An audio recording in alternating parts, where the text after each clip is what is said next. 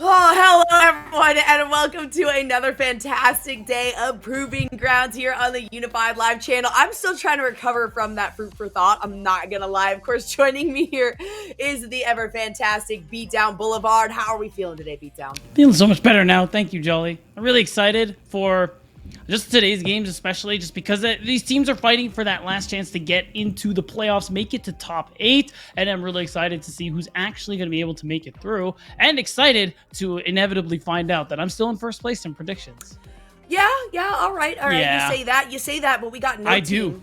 We got no team coming back into this again, okay? Do they? Will they? We do no team against Radiance to start things out. And, if y'all were around for last week, you would have seen no team end up going down. I mean, it was pretty decisive, I would say. Of course, it was against 100 Thieves X. So definitely a pretty contentious match right there. But if you were able to follow anything on Twitter, there was a direct apology letter that was written to me because I was the only one in that matchup that voted for no team. Of course, I ended up not winning out on this. However, it has ensured that I am absolutely going to vote for no team every single time. I don't care who they're going into. And at this point, of course, today it's up against Radiance. And I wouldn't be surprised if this was another one of those situations where I was kind of a lone decider going into, what we're looking at for today. I only partially looked. I actually don't remember if you are alone in your prediction. I have a feeling you're not. I think one other person did say no team was going to win at the very least. So, it's not just you trudging through the darkness of wrongness alone, Jolly. So you'll be okay, I'm sure. Wrongness? Yeah. All right. Well, let's take a quick look at those predictions just to see. Look at this. Oh my God. You know what? Look at this potential wrongness spread across the board. I'm absolutely loving what I'm seeing right here. We have a big amount of support here for no team. And you are, one of 3 total that actually ended up rooting for Radiance or assuming that Radiance might pick up the win here. Now, is there any particular reason for that, Beatdown? You've heard my reason for no team. Well, I just actually think Radiance will win. Nobody wrote me any particular letters. The interesting thing, too, is their last series is... it's very hard to use that to judge how today is going to go just because, for example, game 2, things ended very quickly with the, I think, almost triple kill Crimson got on the Tryndamere. Game 3... Yes. I'm not talking about game 3. So I think both teams have a really good shot here. I just have a feeling Radiance are going to bring it. Hard to watch, I think, is the phrase that was used a little bit earlier today. We were kind of reviewing some things, but I think true. A lot of the reason that people probably have a bunch of confidence right now in Radiance has to do with Crimson's performance. Absolutely incredible. True. And this is kind of a player that came in as a bit of a selfish solo queue player, right? So to come out and spend a lot of time in investing in the team and figuring out this teamwork and very cohesively learning it pretty quickly on top of that is a very good sign. So definitely Radiance is not a team to discount whatsoever.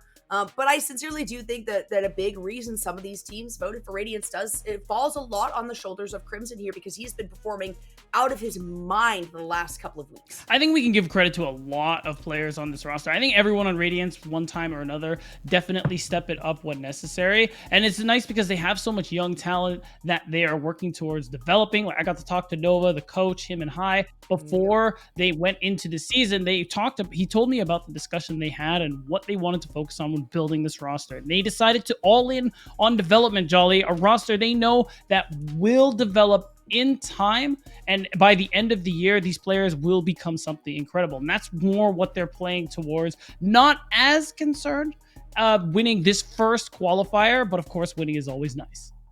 Oh yeah.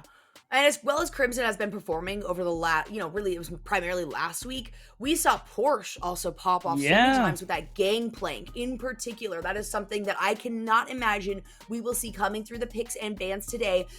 There aren't a lot of players that do well on the Gangplank. Porsche is absolutely one of them. And hard. I mean, a menace, whether it's throwing out the cannon barrages, whether it's lining up some of these barrels and getting off these pop shots.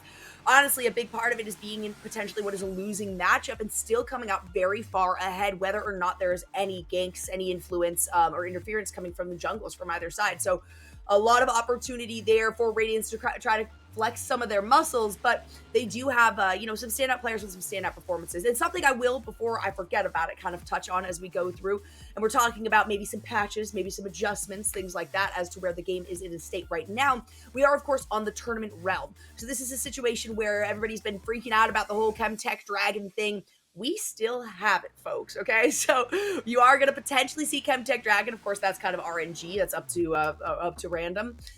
But that is absolutely the case. The adjustments as well to like a Kali, and then Chem Tank itself, similar situation, right? We're still sticking with the 12.1 patches, and those things have yet to really be adjusted. Right, and when you think about the build for the Akali, the tank build with the Turbo Chem Tank, still very viable, and a lot of things with the 12.1 patch we're on here. And soon we'll be getting into draft just to kind of see how things are going on. And on that point too, I do want to talk about No Team a little bit. I think they are definitely one of the more interesting teams just because you have a lot of players who have definitely been around in the amateur scene for the most part, and definitely names, if you keep an eye on it, you'll know who a lot of these players are. And I think something that actually Nova expressed when talking was that the draft phase is definitely an interesting time against No Team, just because when you think about a lot of the specialties that these players have, I mean, for the most part, like, Dragoon plays a lot of Darius, and it's something that if you are not careful in your top lane matchup, he will pick it, and he will usually run you down with it. Griffin, of course, often playing the Hecarim. This team loves to try and play for him in those situations as well, which is not something a lot of other teams are doing at the moment. So it's another thing they're going to have to watch out for going into this draft, and something we could see from No Team.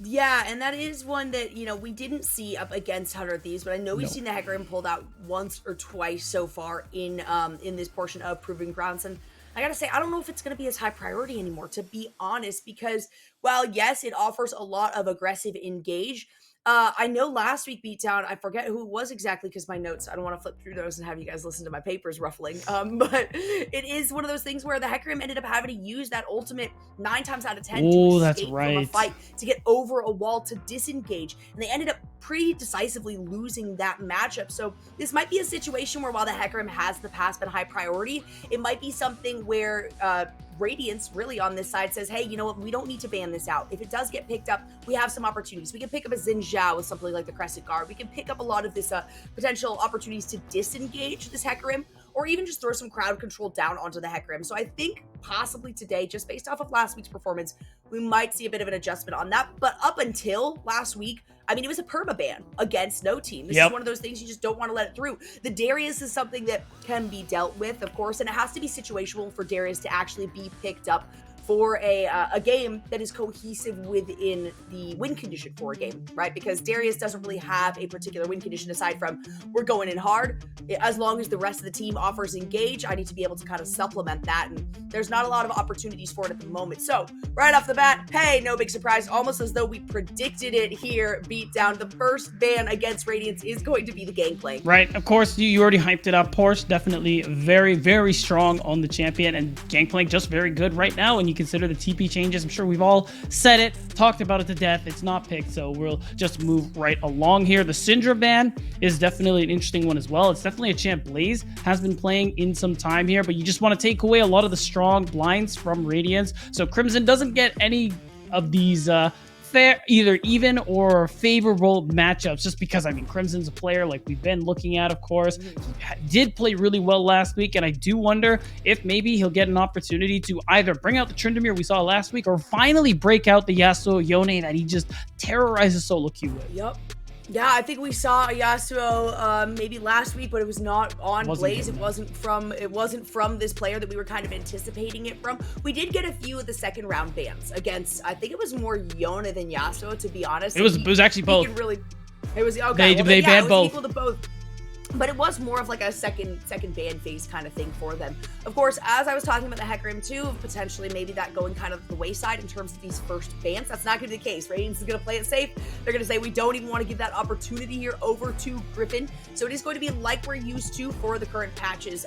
Heavy priority on picking up maybe an ADC, a strong ADC to start the games out. But look at that on the other side in No Team. They have come to show up. This is kind of a do or die situation, right? For the playoffs, Beatdown. Can you kind of break that break that down a little bit more. Right, it's for both of these teams. If you've lost in the earlier parts in the previous weeks, you get sent to lower bracket, and what that means is you're fighting today for your chance to actually make it to the playoffs that are starting next week, Jolly. So that's the big thing that these teams are looking for at the moment. Both No Team and Radiance. No Team, of course, being the team that sent Radiance to the lower bracket earlier on in the tournament. So this is definitely a very interesting rematch, and it's going to be exciting to see if some of the same picks come through, and whether or not we're actually going to see 3 games like we did before. I think the thing I like too about No Teams, they're going for the Renekton Diana. It's a very strong pairing considered, especially because of how much team fighting power it has early on. It does make it easier for Diana when you have priority in that top lane to get a little aggressive if you want to, but against the Lee Sin, I think in those early minutes, you probably don't want to see him.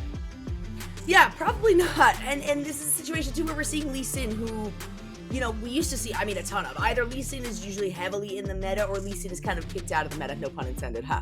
But this is one where Lee Sin has a lot of initiation, and hey, yeah. It's like we're predicting the future, Beatdown. We have the Yasuo locking for Blaze. We just talked about how we really didn't see it last week. That is absolutely going to be the case when you lock somebody in like that Rise early on. There's a lot of opportunity for full-on engages, and I think that that's what No Team is clearly going for, given the first 3 picks that they've selected here. No Team going Wombo combo here, and of course the Diana Yasuo, we all know it's a very, very potent combination, but it's already starting to seem like, especially if Radiance wants to just continue to ban out the AD carry pool, take out things like Aphelios, take out things like maybe Ezreal. Jhin, I think, is also a good shout too. You will limit the actual DPS in these team fights that No Team is going to have. So if Radiance, they manage to avoid that initial birth, the Moonfall, the last breath, and stuff like that, and Radiance are still good to go, they have all the tools to just rip No Teams to shreds. I mean, you talk about the DPS Dinch is going to do, the damage from something like a Rise does mean that extended fights will favor Radiance. And the initiation and engage, I think, is what, just based on these 3 picks, is what really Radiance has to be scared of at the beginning parts of the game. Because, of course, as we go through, you got the ultimate coming from the Rise. You have the initiation ability here from Bluster on that Lee Sin. There's a lot of opportunity, but not as early in the game as you are getting with the Slice and Dice, for instance, with Diana being able to jump in.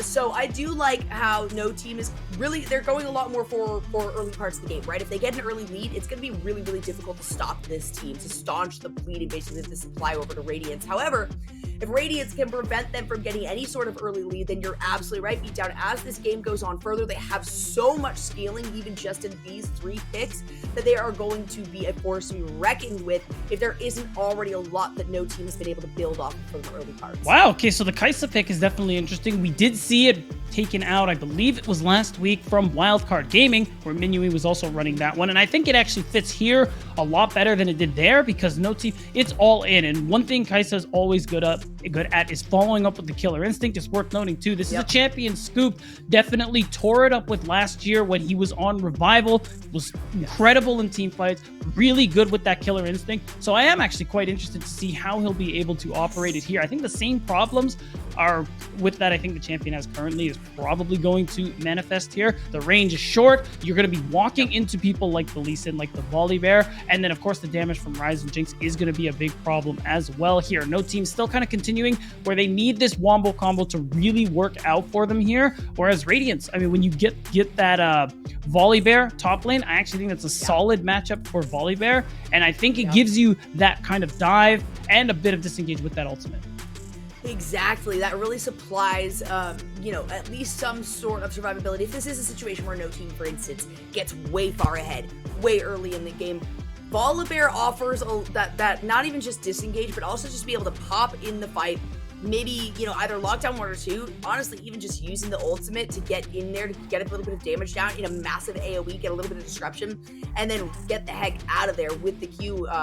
So I love the Volibear pick, as well as going into the Renekton. It is a very good one too. It looks like it's going to be the lock-in for the Lulu on the side of Radiance, and the lock-in for the Nautilus here, which we have seen plenty of, especially Jashuka, who popped off last week. I don't know if you remember that, but I think we were talking about Jashuka way more than we anticipated, considering it was a 2-0 series in favor of 100 Thieves. So I think this is going to be an interesting one. No Team, all indexed into just all in. They're diving. No one's getting left behind. Everybody is going for the back line. And I think with how strong of an early lane Kai'Sa Nautilus are going to have, especially compared to Jinx and Lulu, I think Radiance's bot lane are going to have a little bit of a tough time in the early game. The real problem with Jinx and Lulu in the early minutes is that you are incredibly vulnerable, especially if you're playing the champs like Thresh, the champs like Nautilus, that they can just hook you and basically you're going to lose lane off of one good dredge line is what this is going to look like. If you're scaling later on into the game, I think Jinx is unbeatable at the moment here. And when you think about Ryze as well being on this team, Radiance, they are playing for a little bit of later.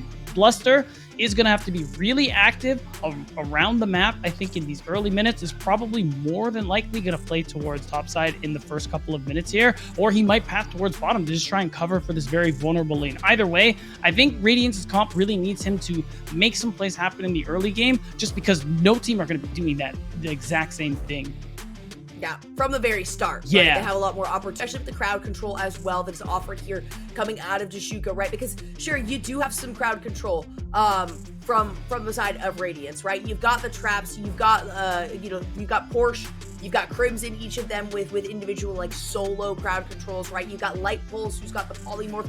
These are a little bit more particular though, as opposed to some big like AoE opportunities for crowd control. And I guess honestly, you compare any crowd control to Nautilus's crowd control, it's probably gonna look lackluster, right? This is just a champion who CC is a massive part of his kit, whether you're just looking at the passive, whether you're looking at the dredge line for initiation, and then you follow it up with a passive, which as you just touched on, in the early parts of the laning phase, if you get dredge lined, and if that passive is applied immediately after, when you got somebody like a Kai'Sa who does the one little saving grace is shorter range, right? So hopefully is within the vicinity or is able to use that E to get that little bit of speed boost to engage on the fight with some increased attack damage. It's a scary place to be. And this really sets up No Team for that early game success that we were talking about, kind of what they needed. Now, this isn't a team where if neither of these teams finds any success, it's not like things just fall directly into Radiance's hands, right? They have a lot of scaling opportunities and abilities, but there is still a lot of that you've got to consider on the side of No Team. When it comes to these 5v5 fights, you've got so much of this wombo combo opportunity that Radiance cannot discount that as it goes to the late parts of the game, unless they do manage to find themselves a big advantage like towards the mid side. But I do think it's pretty evened out. It's really how it's executed. If Radiance is able to stop that, if Radiance is able to keep No Team from getting an early game lead, which is going to be difficult enough on its own with this composition, then it is kind of up to whoever to make the first steps. And either it's Radiance to get a couple extra items and say, hey, we've got the scaling opportunity to where we can win here, or No Team saying, all right, we need to collect ourselves into a team fight position pretty early on, because we do need to find some sort of recovery or some sort of way to stop Radiance from popping off and getting very quickly into the late game. Right, and I think No Team honestly have the tools to do so, just because of the fact that, I mean, the setup isn't just there from Griffin on Diana. Like when you look at Jashuka, that depth charge is also going to be a really good setup for that last breath. And Blaze, if he sees that opportunity where more than one person gets knocked up, he can easily just end up calling it there, like, hey, let's go in. And that's a big fight that could go in No Team's favor as well. So the early game, again, I gotta stress, is really important for Radiance. They do need to get through it, because I don't see Light Pulse being able to have that early impact anywhere other than the bottom lane for the first maybe 10 minutes, just because he is on the Lulu. But if you get to the later on points, the shielding is going to be really nice. The wild growth will be helpful if, say, one person gets picked off with CC and they try to follow up with the last breath. Maybe they'll be able to survive, or at the very least buy enough time for the rest of Radiance to be able to do something here. Because again, No Team, if Radiance can survive No Team blowing their load with all the combos that they have going for them here, Radiance can win these fights. Absolutely. This is definitely it gets a little bit situational towards the latter half of the game if Radiance is able to stop No Team from getting an early lead. But I think that's the biggest thing that we're kind of focusing on here.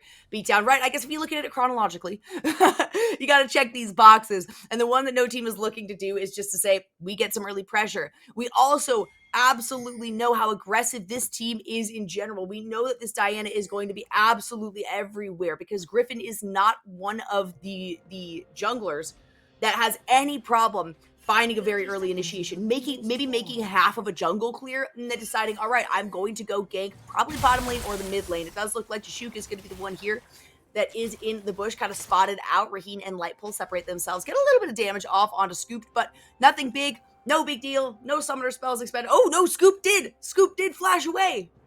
That is actually, it's honestly a pretty big deal. The fact is, when you think about Radiance's level 1 versus no teams, they're probably thinking to themselves, oh, wow, we're not going to try and do anything about this one. And oh my gosh, the flash.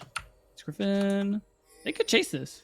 They could chase this. There's a couple pots popped. I mean, hey, that's 2 flashes down already on the side of no team. And the check mark or the checkbox that no team is looking to get is be able to get an early lead. This automatically should increase Radiance's, I mean, just give them a little bit of an ego boost going into this game and say, hey, these kind of fallbacks maybe that no team has over us as an advantage, we kind of just eliminated a big portion of. When you're talking about taking the flash from Griffin and scooped as Dragoon decides to come into this one, it does look like the Q was taken, so no W first on there, but that's totally okay because Blaze is going to pick it up with the Ignite. That means that, gosh, Radiance looking for something clever there. They're just not going to find it thanks to a solid pinch from no team. Yeah, I think part of it is that I want to give a lot of props to Radiance for intentionally, or rather early on, getting some of those flashes. The problem is I don't think going for the red is something you can actually do, especially with that ward that you know they placed there. And another thing too, big props to Jashuka for holding it down. Even if we saw Crimson come through, there's no way somebody would have gotten out before dying. So this is a big deal that no team managed to get that first blood, get some gold into Blaze's pocket here, although he's not going to be able to recall and spend it just yet. I think already talking about how Radiance want to get through this early game and try to safely scale and not fall to no team's wombo combo. I think it's still important enough that no team managed to get that kill. And I mean, early on, at this point too, it does set behind Bluster's clear just a little bit. Might end up seeing him try to make a play, or maybe because he's behind, go for the full clear. It's looking like neither is the answer, as he's going to try and go and invade for the blue. The thing is, there is defensive vision there as well. So this is, Bluster might be in a lot of trouble in this early game if Griffin and the rest of no team actually make a move. Could be potentially scary, but honestly, all right, I did, my dishwasher was overflowing for half a moment, so I got to kind of recalibrate right here. No team already sitting at about 300 gold up, it looks like. And, you know, I like the idea of the invade there from Radiance, man. I like the idea, but you gotta know when you've gone too far, right? This is a situation where you say, Dragoon is gone. Well, where do you think Dragoon has gone? If you're on the top side of the map already, this looks like a nice response, too, as it's gonna flash away from Poor. Sure, no flash there for Griffin, and no way! The Q is gonna be enough to get the lockdown. No follow-up hit coming out of Griffin. What looks like a fantastic gank does mean that Porsche's gonna get alive. Yeah, get out alive in the meantime. You won't even get a chance to talk right here. Beautiful dash. Bluster will likely go down, but no! Bluster is able to barely stay alive on that one thanks to the follow-up hit on the minion. Beautifully done by Radiance. Yeah, and this is a pretty big deal, especially considering Griffin made that move topside, actually ended up stalling his clear. You do more often than not see Diana players go for the full clear, then the reset, but that doesn't actually come through. So Bluster hasn't fallen too far behind, or at least isn't behind in tempo any longer. So now, I think Radiance are in a pretty good position, all things considered here. You have Bluster able to have an impact, got the confirmation from Porsche that his top camps haven't been taken or anything like that, so he still has camps to clear. Yeah, feels pretty good to be in that situation too. And Griffin now almost has this flash back up, right? That's another thing you gotta consider. Same thing with Scooped. Whereas we just saw Porsche utilize theirs. We just saw Bluster utilize theirs to follow up on that kill. Of course, Light Pulse has used the heal down in the bottom side of the map. We got a little bit of a swap here, which is interesting, I do think. The heal is actually on Light Pulse. Raheen has the exhaust, but as I try to say that, an engage comes through. Light Pulse is taking a lot of damage here. Griffin is in the wings, doesn't even get an assist on that fight, but it's enough to push Raheen out of it. Yeah, a little unlucky Jashuka picks it up, but ultimately you force Raheen to back up. You can see Jashuka going to freeze the wave, and I just got word that we're back on screen. Hey. Hello. I know this is not what you want to see. This is not what I want to see. Oh, wow, okay. Well, sorry, gosh, so I was talking about myself. Beat down, I apologize. I'm still 50% of that, right? Okay, so it's only slightly harsh. Good point.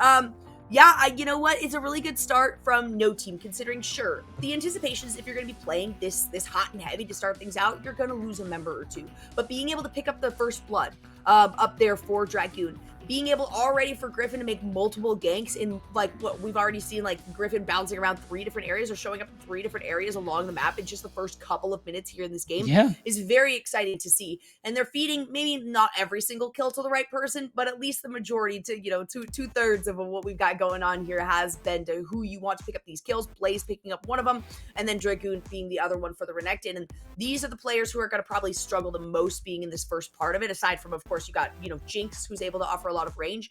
But unless they are putting a lot of investments into vision, I mean, Griffin on this Diana is going to be moving around so quickly. Again, one of the players that really doesn't care about clearing out their jungle, because this is a situation where if they can get an aggressive play, they're instead going to go onto the opposing jungle, take away whatever you can from there, and make it even harder for Bluster to continue these engages. And you have a lot of commitment here. Crimson actually realizes he's probably in a bit of trouble there. No level 6 on Blaze, but he could actually go for this trade here. We are going to go down. Ignite is there. Yeah, he's got a flash.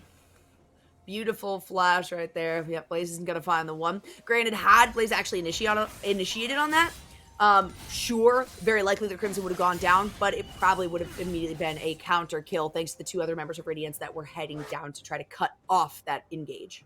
Yeah, but ultimately Crimson does have to recall. You see light pulse. Oh, that's a scary situation where you just see a flash. clonking of a Nautilus to come through here. No way that W is actually going to hit from Scoops. A lot of damage. Sure, the flash wasn't expended, but that is a-okay because you don't have light pulse here. Light pulse has had to go to try to help out. This is so much damage from Dragoon. The Dominus does come out. Still no ultimate from Porsche. All it's going to take is a cleave, and there it is. Dragoon is going to find himself now at 1-0-1. Yeah, really clutch timing on that level 6. Porsche is going to end up losing on that one. And no TP means he loses all of that wave, and you can see the experience being lost actually at pretty much all points of the map here. Crimson had to back earlier because he ran into that bush where Blaze was. Bot lane, I mean, Raheen lost all of his health and would have to back up as well. And I mean, this is perfect timing. You can take a look at the XP here. Solo laners of no team. Good amount ahead here so far of the rest of the map. Yeah, interesting to see here. Of course, Dragoon being at the top of that. He did hit level 6, far beyond Porsche, who is so close, right on the cusp, but perfect timing. I mean, honestly, that could not have been better right here for Dragoon to say, hey, you don't have a teleport. I can engage. I have level 6. You're not going to get level 6 by the time this fight comes through. That means you're going to have to wait all the way until you walk back up the lane, which puts Dragoon at like half a level easily above the opposition in Porsche. Right now, things have slowed down just a little bit. The level 6s are coming through, as we were just noting earlier. The other big one is for Griffin and Bluster. Once the junglers reach that level 6, a lot more playmaking is available, and a lot of no team's playmaking really comes online once we get to that part. And I'm excited to see where that first Diana Yasuo combo is actually going to come through. And for the most part, Blaze has had a good amount of pressure in lane, actually ahead in CS as well, because of the instances Crimson did have to leave.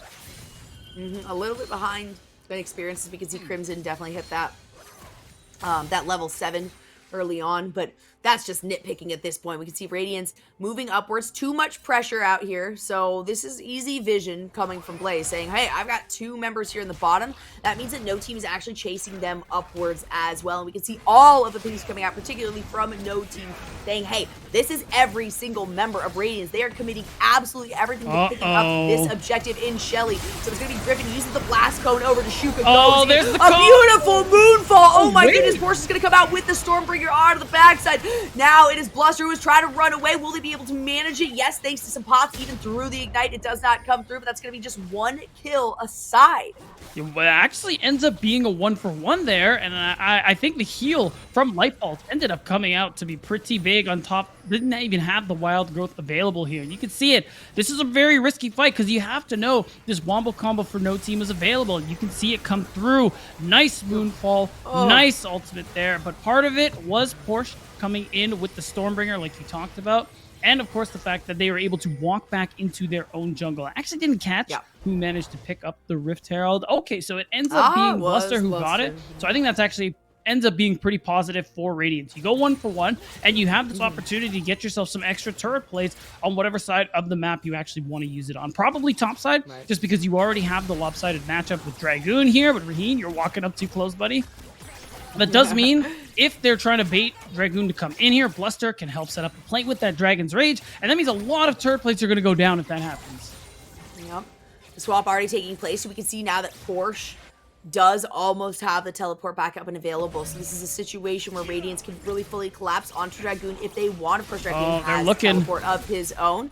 Nice little cleave there with the Q, and it is going to be No Team who respond on this one. No vision placed in that tri-bush, so Radiance doesn't really have any visibility, to be honest. Of course, now immediately as that ward gets placed down. But that ends up being quite a bit of wasted time coming from Bluster, right? You're sitting up there, you're waiting in the bush, you're expecting maybe to get a little bit more pressure, maybe get something going on here. Shelly does end up coming out on the top side. If you see Bluster looking for another opportunity, but those two members of No Team are still here in the wings, and there is, again, a lot of crowd control available. Jashuka navigating everywhere along this map, and oh no, Bluster has been caught out by Blaze. That's going to be the dragon kick away. So one ultimate down. Blaze still has his if he's able to find any sort of pop-up for the rest of the team. But no, it does look like Radiance is able to keep Bluster alive here. Yeah, I mean, ultimately, the only real thing you benefit there from Radiance's side is you get some turret plates into Bluster's pocket. I don't think Raheem was there and able to actually pick up the ones from the Herald, but he did manage to get some on his own earlier while pushing the turret or the wave into the turrets with Light Pulse. And this is going to be No Team's cue to pick up Dragon number 1 here. If we actually get to a Soul, it is going to be a little late, but I think Soul is definitely a win condition No Team to start to play for as well. They do have a 1 gold lead in their favor too. And something now to worry about with this Wombo combo on their side is that Light Pulse now has that wild growth available. So there's a chance someone on Radiance may survive by that crucial time we talked about and how these team fights will work. As we take a quick look, this looks a lot more intense than it is, guys. Okay, this is less than 1,000 gold of a differential, but you can see how just for half a moment, I mean, Radiance was able to say, hey, we got in the blue, we got in the positive, and immediately after that, No Team says, yeah, not for long. We're going to take that right back into our hands, but do keep in mind, it is only about 400 differential that we are seeing right now in favor of No Team, so that's really not that big of a deal. I think the bigger part of this is the kills going exactly where No Team wants them to go, and even in the situation where we were watching that Rift Herald fight, right, where Crimson goes down, which is a huge one, and then Griffin goes down, not as big of a deal. Of course, you want your jungle to stay alive as much as possible, but Griffin is definitely playing a supportive role in this one, and in trying to, you know, get these moonfalls, give the ability for Blaze to be able to ultimate in on the response of it. And that also means that Griffin 100% has to go as deep into the fight as Jashuka likely will be. Yeah, I mean, we have this play going on to Dragoon right now. Ooh, it's going to be the dominance that comes out. The slice and dice does not come through. A beautiful dragon kick away by Bluster means that Bluster will be able to pick that one up, and I mean, 2v1 is going to work out. Finally, Bluster finding another successful gank. Yeah, and I think the timing on this play is a little interesting just because it's clear Porsche is probably going to be going to answer this bottom wave. At No Team, though, they are going to have a lot of alone time with it. Now that Raheen showed up on this top wave, they know Porsche is coming, but they know they can just start to pick up some gold, start to beat away at this tower. Luckily, it did result in a kill for Dragoon, and splitting plates 3 ways isn't as effective for No Team. The question is just going to be whether or not Raheen can get some turret plates on the top side, and he did get some, it looks like, on his solo, which is going to be a big deal, forcing Dragoon to TP so he doesn't lose the turret. Oh, no, Blaze didn't have any vision of that. Hold on. Blaze does not see that all 4 members are heading up here, not able to get the pings out there. It is a support actually coming out of Dragoon onto the red buff, which could be a very dangerous position here as Bluster has already started that one up. Blaze on the way over. Dragoon's going to be able to get out just fine, but a nice little successful invade here coming from Radiance. Yeah, and I was wrong. So it seemed like it was trying to be the worst, the first turret going down here. So Porsche ends up moving back to the top side and leaving that turret alone, but ultimately, No Team managed to get that extra gold in their pockets first. And I think Dragoon, level 10, really good position here, especially with those steel caps to at least clear out these waves relatively easily here. But this is kind of an interesting split map we're seeing come through at this point in the game. Even Bluster, he's here over the wall, looking to see if he can apply more pressure, even find a potential kick angle because it's about to come off cooldown. So much harassment coming out of Bluster, something we anticipate from Griffin, right? We haven't seen so much of these proactive plays coming from Griffin, more of these response reactive plays. And, you know, of course, I touch on those kinds of things a lot. I think it is very important when it comes to heavy engage, especially when you're trying to find yourself the early lead like No Team has been. And so they are up over 1,000 now. That 1K differential has finally been broken here by No Team, but question is how long can they keep it that way, especially if Bluster continues to put pressure on this top side. Of course, Dragoon has many an opportunity to get out as this Renekton, having the dominance, having the slice and dice. So there are some pretty solid opportunities for Dragoon to say, yeah, it's fine, Griffin, leave me up here. Even if Bluster continues to put pressure with Raheem and Light Pulse, I should be able to at least make it out alive. And while we saw that situation not come to fruition, we saw Dragoon immediately make the back, pick up the full steel plates. And so that is another big deal. And we can kind of see, just based on this divide between AD and AP, that both teams have one member really that is providing that AP initiation. Griffin tries to go in right there. We can see the Hex Tech belt going to be utilized. Griffin does not get close enough, though, potentially looking maybe for a Moonfall because Blaze was trying to find the ultimate. Well, you do manage to trade that Stormbreaker for the Flash. I think that it does end up being pretty worth. But it is interesting that Radiance continuously are just here trading sides of the map, it looks like. But I don't know if you can do that. You can't actually race no team's pushability because of the fact that Rift Herald is here and it is going to take that tier 2, whereas Raheen, I think, is only just making his way to that tier 2 turret. We're looking at a charge onto inhibitor turret before 16 minutes here. That turret's actually just going to go down here. Like, of course, they won't pressure it further, but Radiance, interestingly enough, not looking to scrap with no team. They recognize how strong their wombo combo is. They don't want to engage them unless absolutely necessary. And for the moment, they believe that means trading these turrets, even though Raheem probably won't be able to take this one.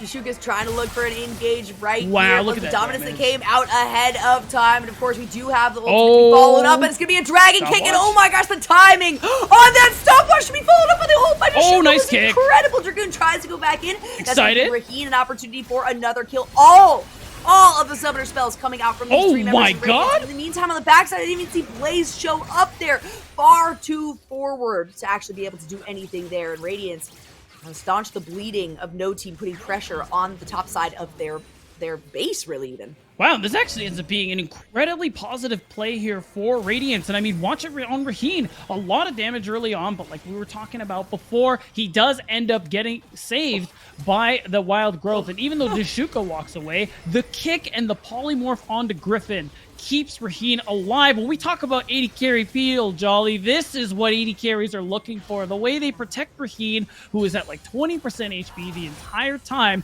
and in doing so, he still gets a kill in the process. And I do like the swap. I was kind of confused about this. The heal exhaust swap, right? It's pretty standard textbook that the ADC is going to take the heal, and then the support is going to take the exhaust or the ignite, right? And that's, what we're seeing from Scooped and Jashuka, that standard play. But Light Pulse has been sticking right by Raheen's side every single time here, so it's ended up working out very well to where Raheen can kind of get into a sticky situation, throw down the exhaust, pop up a few more shots. If the heal is needed, it's working its way through. Now, the only concern, of course, with this is if Raheen is solo, if there's a situation where Light Pulse gets killed before that heal can pop off, then it's not going to necessarily spell something good for Radiance. And of course, we've got the questions right here.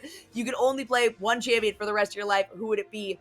And Raheen says Twisted Fate. Imagine teleporting as an ADC. You don't really have that opportunity very rarely. You say that, but he played it last week against no team in game 3, which it is funny that ends up popping up here tonight. Maybe we will see it again. I personally hope that we don't, but that's not important here. Radiance, on the other hand, is down 1k. I think that's important, as they are still, no team are still maintaining about 1,000 up on them here, and you're starting to see some of these major power spikes come through. Blaze, of course, looking to get the 2 items on that Yasuo, but overall, the wombo combo is still very, very strong here, and I think still at this point, Raheen is looking to get to that 2-item point before he can actually reasonably look to fight here. So I think Radiance are just going to continue dodging no team for the most part. It's been interesting watching them do it so far, where they're just saying, hey, you can take our turrets. Don't worry, we'll take these ones over here. We just don't want to fight. And no team are sitting here like, well, guys, we want to fight you. What's going on? And we can see Scooped is still in the lead as that gold pop-up comes through. Of course, right below that is Raheen. Very, very close behind, and Raheen has found quite a bit of success. The team really playing around getting these late game.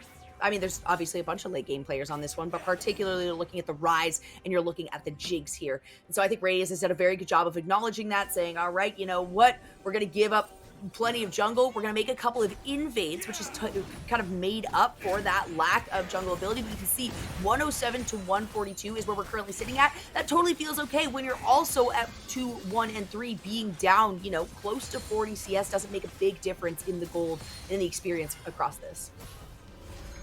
You know, we can see again the No Team doing a really good job pressuring this top side of the map here as Radiance clears the bottom side. No Team riddles the top side with wards, and it's tough. We probably won't see a Baron play come through at spawn for No Team, but at some point you are going to have to clear out this vision, and that's what No Team are happy to let them try and do. You walk into them, into these tighter corridors. They're the play.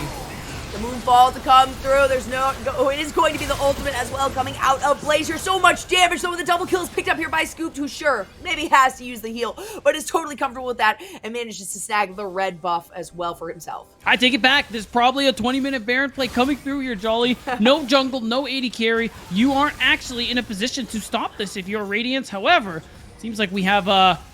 quite a bit of a mix-up here in terms of who is wanting to do what, but they're actually just going to go ahead and trio the Baron. This is a lot of damage coming out of No Team already. I mean, that's the expectation with a lot of these champions that have been selected. This is a dangerous position if you are anticipating some retaliation coming out of Radiance, but you really can't. And out comes the Super Mega Death Rocket. It is so darn close. It almost also picks up the kill on Dragoon, but none of that works out. So all 5 members are capable of getting that Baron buff, and No Team is feeling better and better about where they are at, especially when they're looking at, you know, about a 4.5K gold lead. And it's an insane one. No Team now, just like that, winning 1 team fight, get 2 kills, and the Baron are going to get themselves a very strong gold lead and put Radiance in this position where, okay, now it's going to be really hard for them to play their way back into this one. And you saw it in that team fight. Light Pulse used the Wild Growth onto Raheen, the target of a lot of that burst damage from No Team, and it still wasn't enough. Raheen even used the Exhaust to try and make it out of the fight, but it still wasn't enough. So Raheen... Flash, going to be a very important summoner spell for him whenever it is available because he's going to continue to be the target here. And with the lead No Team have, there is no surviving the burst they put out for Radiance. Yeah, it's true. These Wombo combos that obviously Radiance is aware of occurring are coming through so cleanly, and particularly in that instance where you actually had, you know, Griffin flashing in a little while ago at that fight around that mid tower to be able to get the Moonfall, immediately be followed up there by the ultimate coming out of Blaze. That's exactly what No Team wants. And while there are situations where we're kind of a little bit afraid for No Team's positioning, maybe how well Radiance is responding, reacting to some of these, when No Team actually puts their foot down and says, okay, this is the play that we are making, they are executing it perfectly. We even saw that with the split apart by Blaze and Jashuka earlier on, to where it was a 3-man Baron. They were able to pick it up no problem, even with Raheen having the Super Mega Death Rocket available. Now we're at a point in the game, Radiance do have objective bounties to play for. Oh no, Bluster is done. Scoop that one up, and now in a very bad position is going to be able to flash over the wall and get out with the Moonfall to follow it up on the backside. Dragoon now likely will have to use that Dominus there. It comes out. Porsche is on the run. Only Porsche and Light Pulse available. Neither of them have their ultimates here, and this is how far forward No Team recognize themselves being. The Dominus is still activated. Jashuka is fighting Light Pulse. It is a solo. No way, a solo support off in the back here. We get the double thumbs up. Both of these players recognize, hey, not much can be done there. I've got all the CC in the world. Light Pulse, you don't really want to use your flash to try to get away from me, and so that means that Radiance find their base very, very well broken into, as it looks like Griffin is trying to find the second inhibitor of this game. I mean, it's going to be the second of probably all 3 going down here. No Team looking to pressure, but it's looking like the spawn timers came just in time. Still, all inhibitors exposed, middle taken down. And we're going to take a look at a replay soon just to see how that fight really took place here. And I think what we want to look at is Raheen. Watch the TP by the Raptors camp that's coming through from this Renekton. You see them try and make the play here on the side of Radiance. The damage was there, but not quite enough. And as soon as Dragoon showed up, no one could stop him from pretty much helping Raheen's downfall there, because at that point, all your damage was gone. Crimson wasn't able to find a whole lot of value in that fight. There was a chance, maybe Jinx got some resets, but being able to take him down was the key thing there for our Dragoon. And Light Pulse, I like the attempt here, right? We saw Scooped get the flash over the wall. So Scoop, it was so incredible, actually. The dragon kick into the raptor pit, gonna be able to use the killer instinct to get back on top of Bluster there, and then after taking a little bit more damage, flashes over into the river, tries to navigate away, and that's where Lightpool says, hey, you know what, I've got plenty of health here, I can do something, but Jashuka automatically is like, no, you're gonna go for my ADC, nice try, I'm gonna flash over that same wall to ensure that this is not an opportunity that you guys have together. And of course, if we say that, we're gonna see another question, this one answered by Fluxus. Do you have any rivals? Raheen is the GOAT. Instinct in PG eventually, and of course, as we're seeing PG right now, Raheen is doing an exceptional job, but it's not quite enough the to start combo! off No Team. Looking onto the backside, so much damage spread across once more. Of course, Scoop stays on the back, and it doesn't matter when Jashuka is there to throw down the depth charge. Huge play coming out of No Team, and this is likely just the end of the game. Like that beatdown, we're at just over 25 minutes. So much of this game was so even keeled, but right now, I would love to see after the game the gold charts and how quickly they transition from being 3,000-4,000 at best above, and then able to, very quickly hit that 10,000 mark and recognize, you know what, this is our game to lose. Yeah, a lot of it started at that Baron buff where they end up getting a really nice team fight. Griffin comes over the wall to ult Raheen into that last breath combo. And you take out the AD carry, you take out the Lee Sin, and it's just so easy for you to be able to move up, take that Baron, extend your gold lead, and just continue taking turrets for a huge power play. I think overall, really nice game played from No Team start to finish. I think it was a little tough for Radiance in the early minutes, not really understanding their limits. I mean, and it all starts with that level 1 play where you try to invade at the red buff. I mean, it's partially because you probably don't win that level 1, but also because Jashuka managed to actually stay, offer up that CC, and always skew the numbers in No Team's favor. Yeah, that's what it ended up being. I think, with the pinch coming down from Dragoon, it ended up being a 4v2. And pretty quickly, I think it was Bluster who recognized, I gotta get out of this, right? I'm not gonna be able to stay alive. So you had one member walk away and say, bye, sorry, there's nothing we can do here. You're donezo. That was a misread play. And that's all you can really say with that one. Really not something that you want to hand over to No Team in the early parts of the game. You got to imagine that if anything, it's going to be the reversal here where No Team is kind of looking for an invade in game number 2. They have a little bit of a buffer as this is a best of 3 situation. And so it's going to be Radiance who have to play very, very carefully. And you can't make plays like that, especially that early in the game, to be able to, take down a composition like this. And there you go, the gold difference.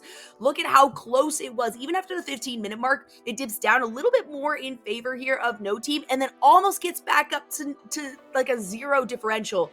And then you hit 20 minutes and it's spiked down, massive spike down. And this was just play after play after play of No Team writing the script and Radiance having to react. Yeah, it was the fight before the Baron and the combo that managed to come out. Raheen punished for stepping up a little too far, and No Team just excellently snowballed that into a game win here. So now if Radiance, they do want to win, if they want to actually end up coming out on top here, they are going to have to take this one to a 3 game series, and we're going to see how this one actually ends up coming back. I think maybe take a look at the draft just because of the fact that I think Jinx Lulu is really tough to play, especially in this situation where you're playing into Kai'Sa, very aggressive early bot lane, and you're at this point where Raheen doesn't really get to participate in the laning phase very much, and it's to a point where we have highlighted the scaling already on the side of Radiance. It was all there, good to go for the late game, but they never got there because they just constantly fell behind.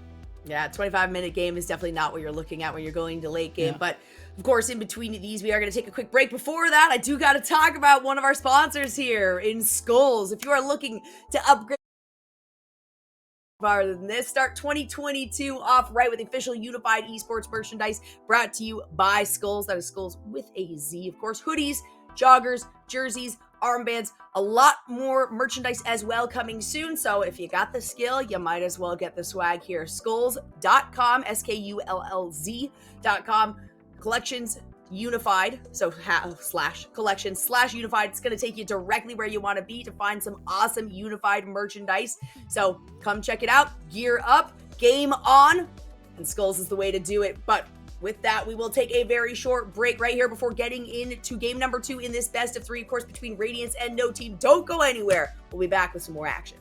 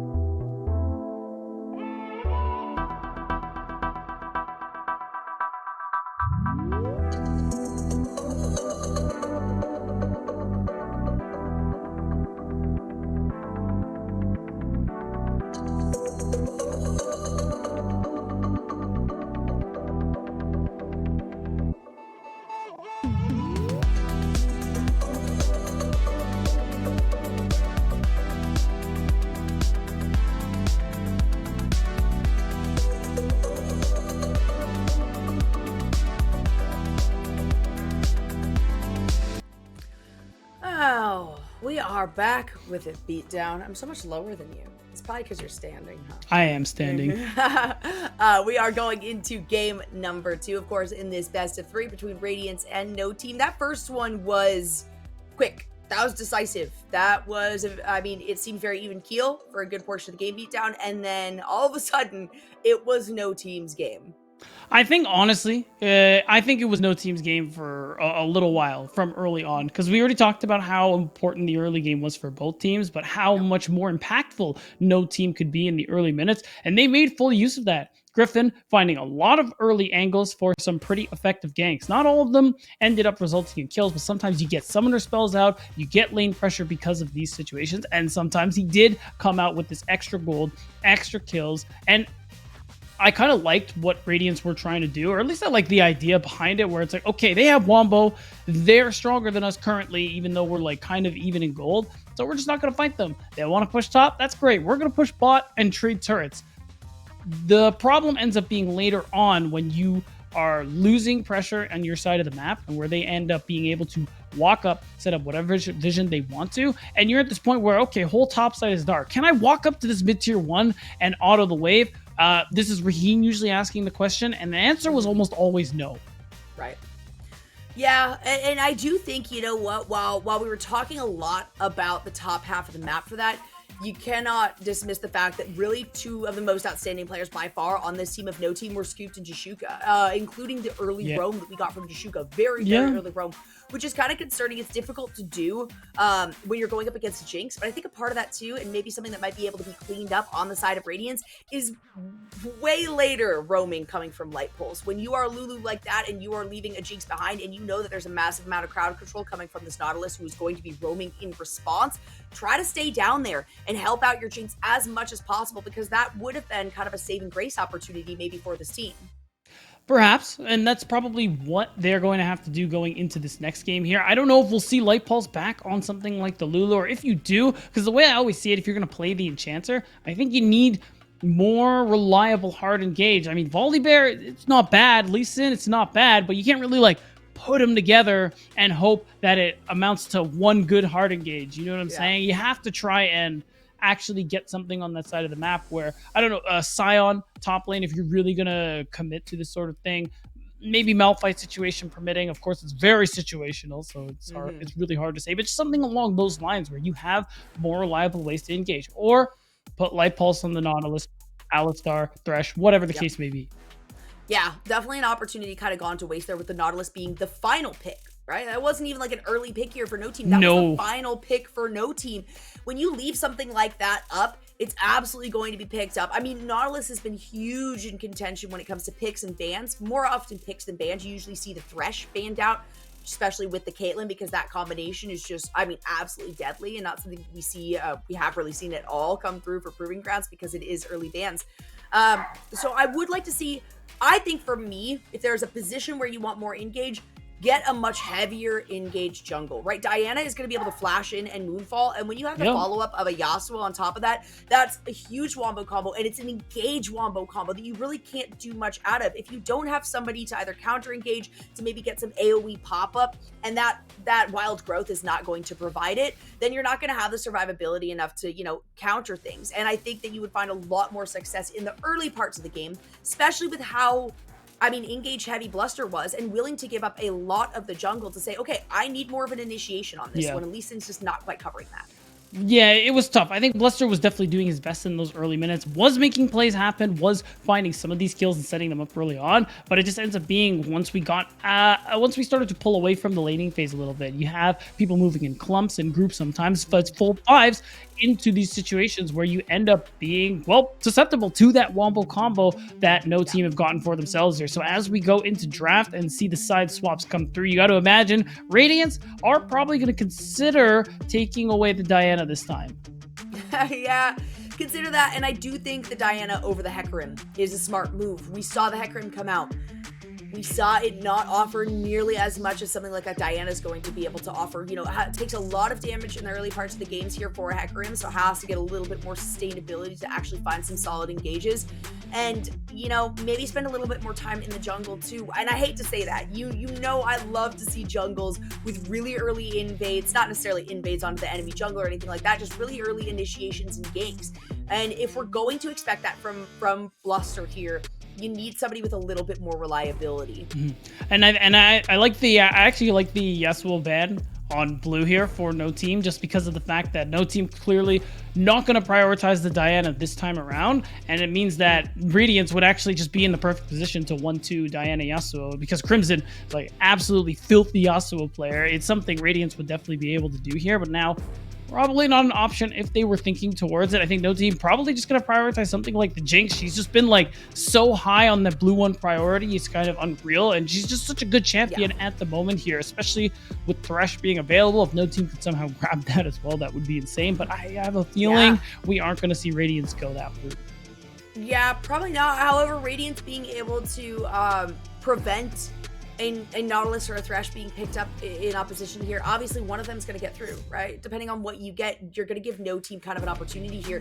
And it looks like the Ziggs is going to be the first lock-in going up against Scooped here on this Jinx. The Viego is a hover, and I like this much, much better. The sustainability is something too that I mentioned that I'm looking for. It is actually going to be the Hecarim. We are going to see possibly. We'll see if it actually goes through.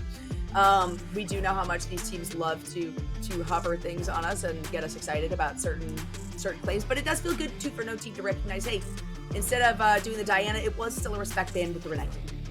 Right, and I mean, with how good Dragoon did in the early laning phase, it's definitely something you want to take away as well. Griffin is going to lock in the Hecarim, and still a lot of, I wonder if we are going to see them go for mid here. They could actually take Thresh just because it's up on the table at the moment here, or maybe they'll end up waiting and go for a mid pick, something like a Vex, a LeBlanc, something to really kind of set up Griffin for success here, just because that's something where, one, those champs are pretty strong. You can blind them if you want to, and they are about helping out Griffin. Champs plays. It would be okay, Zilean.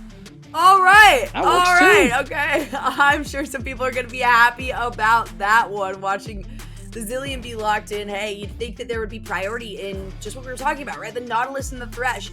I guess this is a situation where both of these teams say, you know what, we want to go for the kill potential over that, especially when you have the Ziggs being locked in as the first pick. I'm pretty sure that's really the big reason why the Zilean was locked in here. Keep the Jinx alive, give the speed boost. You've got the opportunities for some extra damage as well as some crowd control. It's a little more situational, but still offers a lot here for no team. And the response, we're just going to see a bunch of champions that we have not been able to see so far in this Proving Grounds beat down in the Sylas lock-in here by Radiance as the final pick in this first phase. So that's the most interesting to me, just because usually we see the Sylas in response to something like a Twisted Fate or something along those lines. He is really good with dive. He is going to be really good like later on. It just I'm not so sure if that's something you want to be picking this early here. We seeing the Zilean come through is definitely I think going to really allow Griffin to be as aggressive as he wants to here if he's going into these fights with that onslaught of shadows, trying to put out as much damage, trying to set people up on his team to kind of help win these team fights. Allowing that chrono shift to come out on him too is going to be a really impactful way to allow Griffin to be like, hey man, go as nuts as you want. Yeah, I do like that, because that was kind of the issue that we saw with this Hecarim previously last week, right? It was the Onslaught of Shadows had to be used to disengage because it wasn't quite being written by that team, right? It was a responding play. So by having a lot of initiation here, they also have a lot of long range on top of it with these first 3 picks. A lot more, especially when you are comparing yourself to Radiance here. So, I mean, we're going to anticipate a lot of movement around the map, just like we saw in the last one. Radiance maybe looking for a little bit more consistency there, going to lock in the Bard beatdown. I mean, Light Pulse is definitely, if I remember correctly, is a pretty big is a pretty big Bard player. So he has a lot of experience on the champ. This one is definitely, I actually think it's not too bad, considering it's not a chrono shift or anything like that, but you can kind of protect yourself from some of these dives with that ultimate if you want to. You could use the Tempered Fate to also set up plays. You catch somebody out. Light Pulse is able to get that. That could also be very, very valuable here. But overall, Radiance's comp is definitely probably more for the later parts of the game here, but no team definitely have their fair share of scaling as well here. They have the Jinx, they have Blaze who's going to be playing this Victor, and of course they're just going to have, if the Orin lock-in comes through, that would make a lot of sense. The Shen I actually think would be better, but we'll have to see. There's a lot of things going on here. The point is something really thick that can also just end up going for the dive here. Dragoon, don't do this to me. Oh my god. Oh my goodness. All right. Okay. All right. Okay. Action on top is great if you're looking for some extra range, if you're looking for some extra AD, if you have an initiation in the front line, if you have a front line at all, really, that is not just like a defensive front line, right? Because obviously Griffin's going to be on the front line here in these initiations, but Griffin now, without anyone to soak up a ton of damage, is going to be taking a ton of his own. And you got to anticipate too, with the Silas being on the opposite side of this, has a lot of really amazing ultimates to pick and choose from here, all which are going to support the rest of his team in executing what they want to do. So I wanted to see the Shen. I'm not gonna lie. Stand United nice. Has come in handy so many times, especially when you have a lot of vulnerable champions like we do see on No Team, but they're very, very confident with these picks, with this composition. I mean, they're looking to end the game once again in 25 minutes or less. They very well could be here, Jolly, and it's going to be tough on Radiance here. I think they do have solid team fight. I think that's what that Wukong was for at the end there. You do have ways to engage this time around better than before. That Cyclone could be really good for team fight setup here, and I'm thinking now this time around, we're going to see Light Pulse have more of an impact on the map in this pick. Of course, because he is playing Vard. Champy's very well versed on Vard, a champion who likes to leave lane, roam around, find these chimes, and of course can have impact in other lanes here,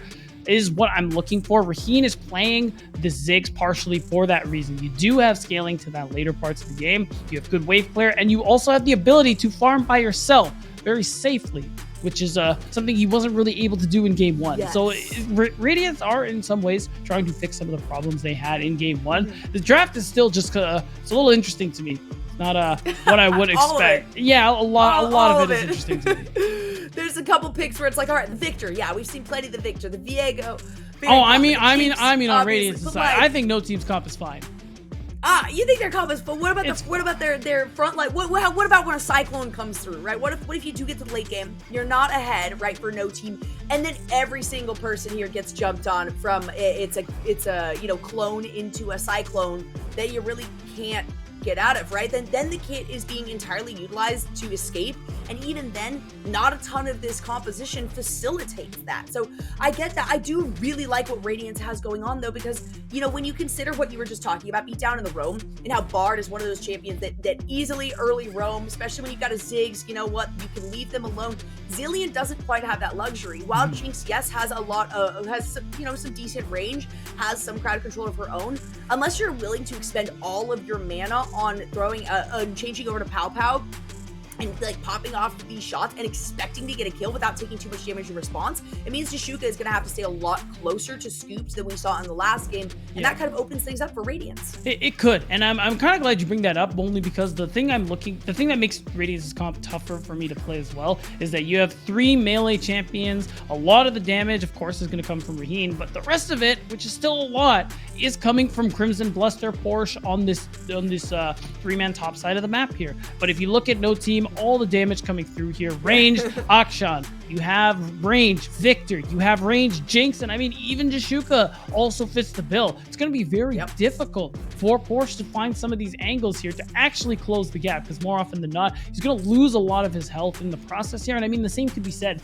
for Bluster and Crimson as well. You're kind of hoping that No Team engages into you in this instance and kind of gives you that perfect opportunity for a really good Cyclone to come through. Crimson, of course, will be able to steal that onslaught of shadows, and there will be moments there where he can be the engage for Radiance, but of course with the cooldown and the fact that he's playing Silas and not Hecarim, I don't think that's a completely reliable way to fight every time. There's a little bit more of an opportunity for Radiance, but it is still kind of the same idea as the last game, right? It's a very different composition. Obviously, none of this is the same as what we saw in the last game, but it is definitely later game, right? You're looking for the team fight situations. You're looking to potentially get forced into a position to get a Cyclone. You're looking for the onslaught of shadows to be picked up here by Crimson. And you know what? You're absolutely right. When it comes to damage, No Team is looking at the exact same exact same win condition that we saw in the last game, right? Early pressure. This additional range and this extra early damage definitely facilitates that. Here we go. Radiance backs against the wall. Potential from being knocked out of the tournament here in the first close qualifier here at Unified. I mean, it's worth noting, talking to Nova, he really praises his team for their ability to apply feedback sometimes between games here. So even though this draft is definitely one I would call interesting, it can't count out Radiance just yet. We're going to see how they actually apply the feedback that they were probably given for last game. And we're going to see if no team can just continue the dominance. I think my favorite part of this, honestly, is Viego. I think Viego is, no matter what happens to him, his sustainability is unlike any other. We saw the Gwen ban out in the last game, right? And she offers a lot of the same kind of opportunities of, oh, even if I get behind, I can survive a lot longer than potentially a lot of other members can. That heartbreak gives him disengage or engage, same kind of situation with the Hecarim, right, for Griffin. So I really do like the Viego. And if Viego can kind of pump up Sylas in the early parts of this game, that alone is a lot of damage as well that no team is going to have to deal with. And without having a front line, it's going to make things a lot more difficult after we get past the 10-minute mark. But the question is, can no team do what they did in the last game and get so much early pressure that late game doesn't even come to fruition? They definitely have the ability to do so here, with Griffin starting on this top side of the map. Probably, as Hecarim, you do want levels, so maybe we won't see as much action here unless Porsche manages to get a wave shove and there's actually a gank opportunity. I think Griffin's just going to clear bottom to top, pick up a scuttle, show up mid at worst, then just go ahead and recall here. Once that level 6, as quickly as possible, because once you get access to that ultimate, Griffin's going to be able to do a lot of work here. And already in the mid lane, you're seeing the ranged melee example that I'm talking about.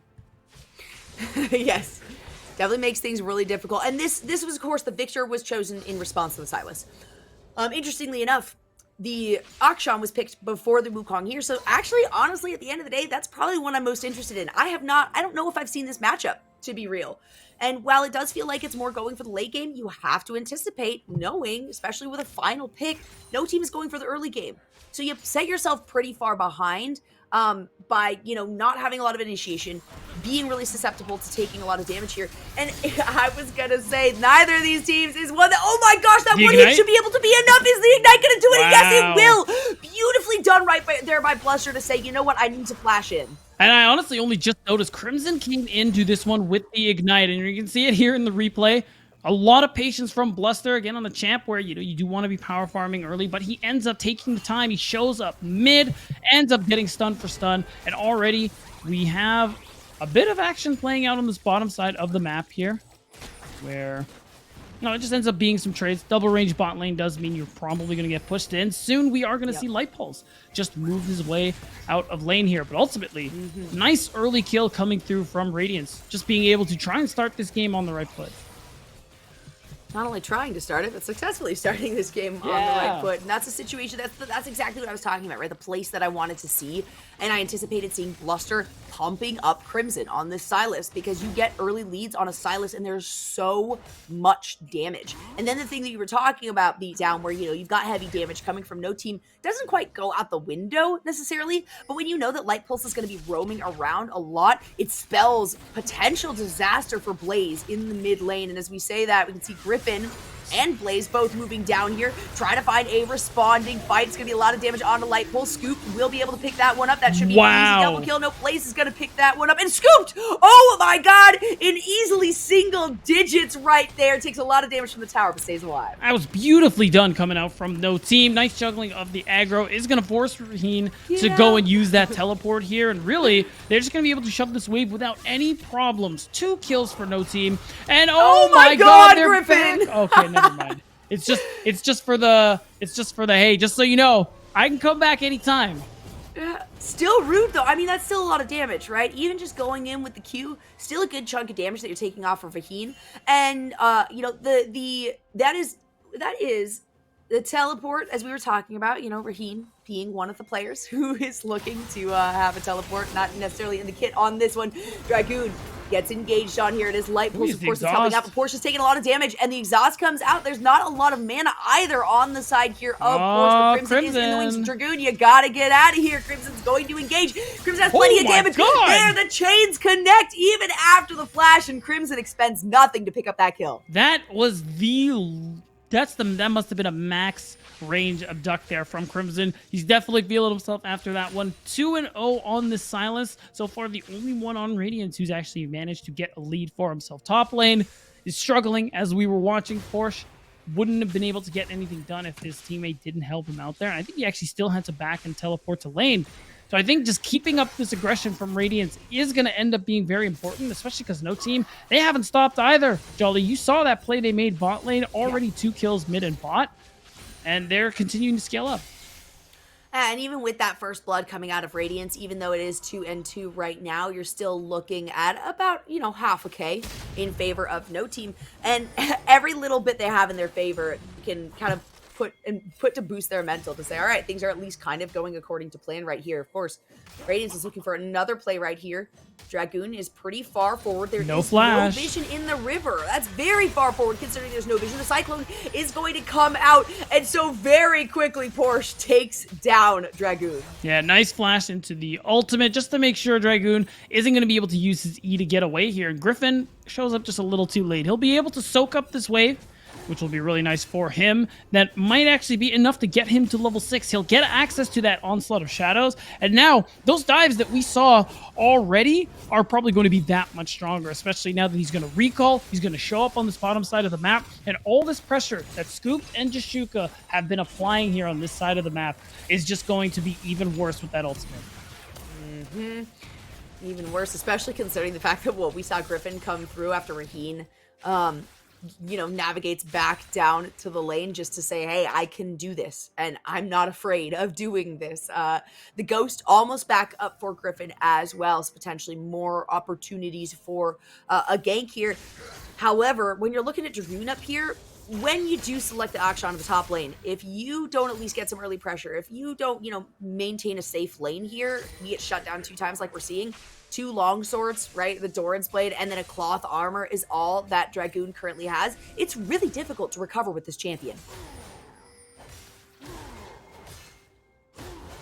At the moment, no one has gone for these dragons just yet, but no team are going to go ahead and start it off earlier than they did in game 1. It's about 7.5 minutes instead of 10.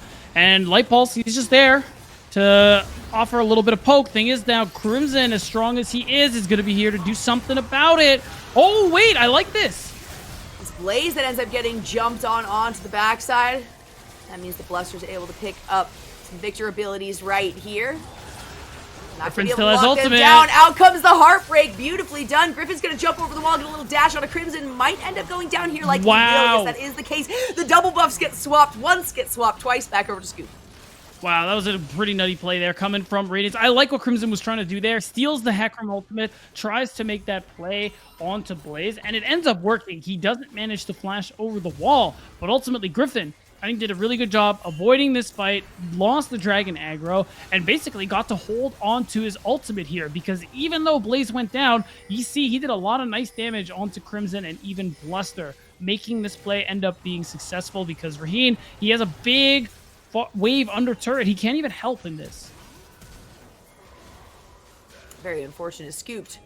Solid recognition there. And that's like the 3rd time I think this Scooped has been in like low double digits, possibly single digits right here. So we do love to see an ADC recognize just how far they can go to be able to pick up a kill and not provide a counter for the opposition there. Griffin now is in a very bad position. The ultimate's going to come out from Raheen, and this should be an easy pickup for Radiance for the first Rift Herald. All right, you can see the question. How to get ready and focused before a match for Griffin. I breathe.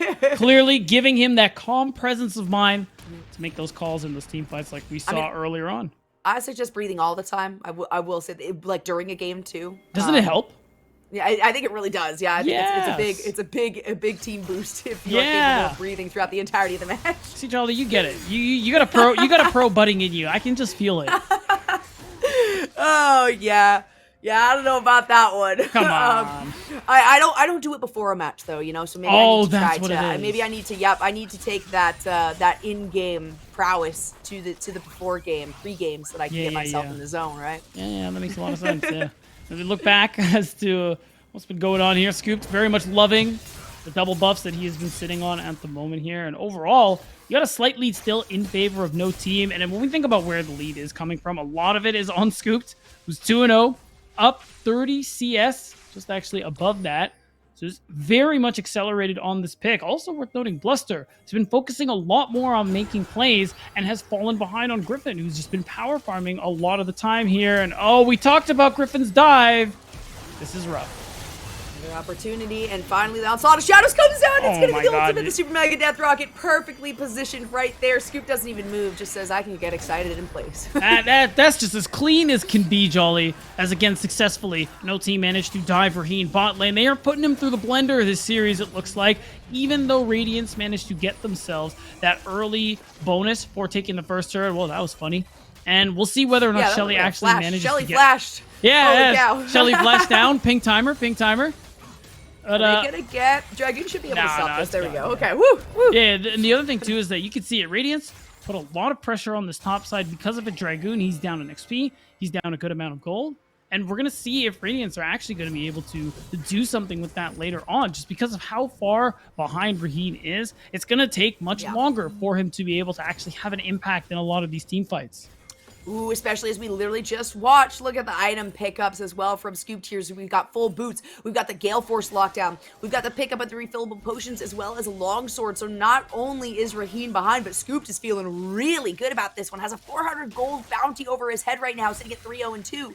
So once again, just like in the last game, I mean, no team has been focusing on, all right, we want to pump up these players. Yeah. It's working out very, very well for them. It has been. They've been doing a really good job last game and this game. I think Scooped, being as fed as he is a great position to be in, despite the lead that no team have, only being like 800 gold. I think you're still in a fantastic position just because of the fact that a fed Wukong is all well and good, Jolly, but if he can't actually get on top of our Jinx or get a solid Cyclone off, that gold doesn't end up actually mattering here. So Porsche, a lot of pressure on him once the TPs unlock, especially to be able to find some of these TP angles or just to find some of these flank angles so that he can be able to make something happen here. Light Pulse, curiously enough, we haven't seen too many interesting ganks with that magical journey, but we might see a play come through. Oh, there it is. There's, as you say it, literally as you say it, the magical journey comes out. Jashuka zooming in, trying to use the sweeper to assist Blaze here in the mid side. I do think, you know, well, yeah, there's a lot on the shoulders of Porsche. Crimson is going to be supplying a lot of damage too. Has finished the Everfrost. You know, it's just a little bit behind in CS, but sitting at 3-1-1. I think Radiance is okay with saying, hey, we're not going to be able to pump up Porsche as much as we wanted, considering we took down Dragoon 2 times in the top lane very early on. But Crimson is still doing quite well. And he is. And I mean, he's 3-1-1 at the moment here. And I did talk about it when he has Griffin's ultimate. He's going to be very impactful in these team fights, but oh my gosh, we missed that! He's not impactful when he is dead. That is a nice move from Dragoon. Oh my god, they're not stopping. Well, they are not. No team looking for Bluster here. The Ignite is going to come out. Griffin is going to be able to easily pick that one up with a Q. Nice little try there from Scoop to pick up a kill, and it's a double as the gold drops here. Wow, so much damage coming out from these towers. Of course, Griffin is going to be fine, but Jashuka goes down. You're joking. He's looking. He's hovering. He says, Raheen, you're not getting out of this one, buddy. Scoop is popping the emote too, but the TP is coming in. There it is. Griffin's going to be the target here. It's the Cyclone. A huge shutdown right there. Blaze is going to be the next target. No, my goodness. Sure, it's a trade in terms of Scoop being able to pick up Raheen, but Porsche makes a big play out of that. Man, no team really pushing it there with that one. We are going to see a replay of the mid lane play here. Of course, with that W, Dragoon is just in lane.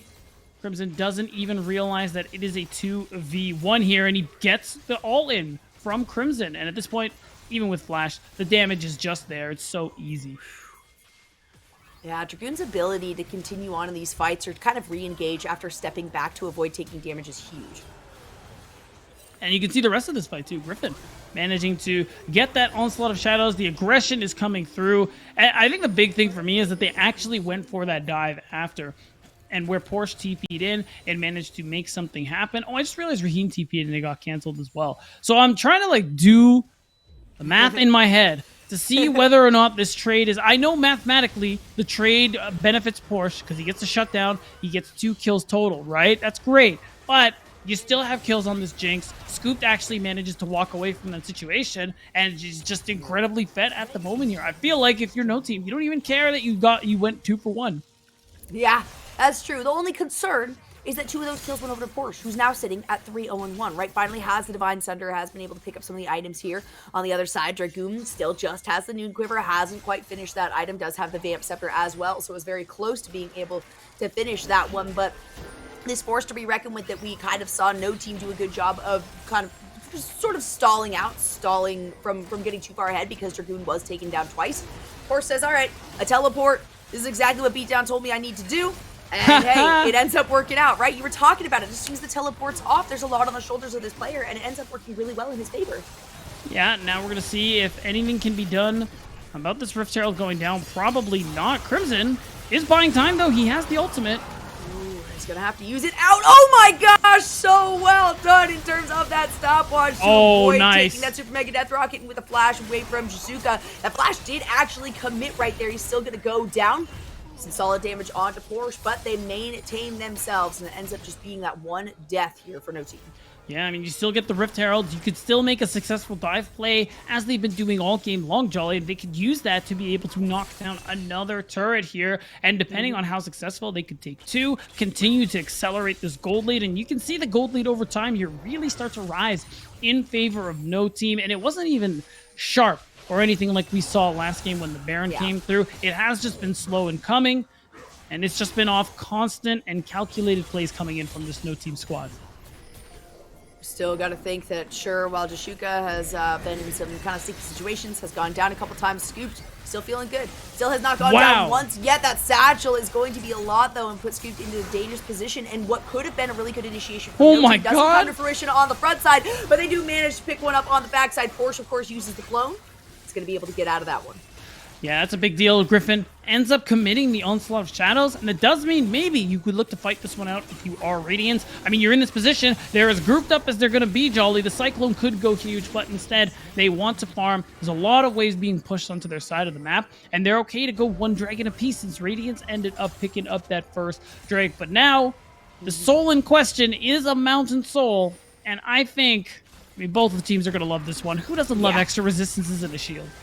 It's true, especially when you really need it. I mean, particularly, I would say no team could probably, get a little bit of extra support from this, just because of the fact that their front line is damage front line. They're not looking at big tanky front line. You don't have big tanky front line either on the side of Radiance, but you do have a little bit more resilience already with these individuals in Porsche, having that clone in Bluster, just being a Viego. So no team gonna look to try to get as close to this one as possible, but this is just like the last game, right? Beatdown, we saw, I think it was no team picked up the first one, Radiance picked up the second one. Of course, at this point in the game, no team had also broken their way into the enemy's base, so it's been Radiance doing a good job of maintaining their way to get into the late game. I think this game has been especially tough on Raheen just because of how much tension he's gotten on this bot side of the map. He's down 3 kills because they just dive him nonstop.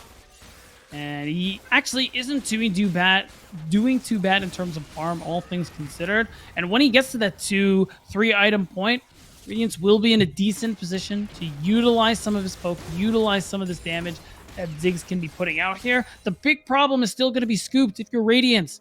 He's so strong, Jolly. He's so strong. He has kind of been stalled out, though, right? Because we had, 3-0?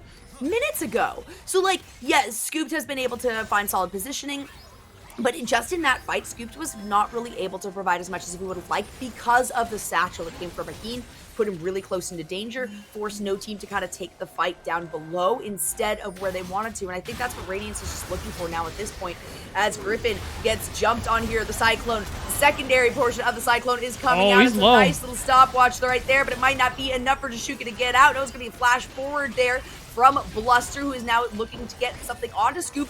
Nice avoidance. Oh, by they're Scoop low. to not They're get so within low. that, and now Scoop is there. That's gonna hit. Oh, the no way. rocket. Scoop is able to Scoop follow it flashes. up. Can they What make are we it through looking for at? themselves? They do pick up a couple, but it is a massive shutdown here for Porsche. And now we have poor Blaze all on his lonesome, an ace for Radiance. Scooped, buddy. I know you're fed, but you're feeling yourself just a little bit too much here. And Radiance managed to come out on top, pick up some big shutdowns here, and we're gonna see it start off right at this point here. I mean, Porsche is trying to find the angle like we were expecting him to. And ultimately, that Tempered Fate, I think, missing ends up being a pretty big deal. Griffin gets forced out of the fight. We talked about Hecarim halting defensively and how that is really not beneficial when you have these dive compositions. So even though Blaze TP's in, even though the health bars are super, super low, the Satchel allows them to kill Dragoon, and it allows, well, Scoop to feel like he can 1v9 apparently, but he learned very quickly he's not in a position to do that. Never follow Bard into the portal. Yeah, I think the hope there was that, they could get a pinch play because Blaze was on the other side of it. But when you're able to just swap aggro between these low health champions, it puts Radiance in a beautiful position. And again, a huge, huge shutdown because Scoop was able to pick up 2 more kills from that. And look at the gold differential. It was close to 1,000 in favor of no team, and they completely flipped that script. Radiance currently in the lead, has 1 extra tower on top of it, and is feeling pretty good coming into the 21st minute. Yeah, I think that last fight is going to be pretty much an example of what we need to see from Radiance every time. It's going to be Porsche finding this angle, set up the rest of his team to get in there. And because of the shutdowns picked up, because of the fact that Crimson, he's really getting up there in terms of itemization, building that ability haste, meaning that Kingslayer is getting to be a very low cooldown. And now Dragoon might be in trouble. Oh, nice little dodge right there. The Tempered Fate once again is not going to hit. Taking a bit of a magical journey, and I mean, you know what's going to happen when you walk through that, Griffin. Probably looking for, the opportunity for an onslaught of shadows and positioning for this dragon that's going to be up in about 30 seconds now. Out comes onslaught of shadows. Wow. Which one is the real one? Griffin with really good recognition that it is likely the one that is still currently moving. But now has Griffin gone in a little too far? It does appear to be the case. Radiance are just able to say, hey, we've got a lot more health than you guys, which was one of my biggest concerns about no team's composition. So it's an interesting trade of ultimates here. Griffin pressuring Porsche, getting him to ult, getting him to flash. I actually think it's a really smart call just because of the fact that as long as you get to walk away from it, Porsche doesn't have his major engage tool. The thing is, you're getting poked out a lot. And because of that, Radiance are going to manage to hold on to control over the pit. Of course, Griffin can't R over the wall to steal it. So I kind of like the idea, but Griffin ends up sacrificing too much of his health in the process here. Oh, man. I was really so scared. Close. That was so close. That's where your heart skips kind of a beat, right? Because you don't see it on the mini-map. We're paying attention to the health of the dragon itself. And, 15 HP on the smite. Had that smite been missed, had it not come through, that absolutely would have been scooped still.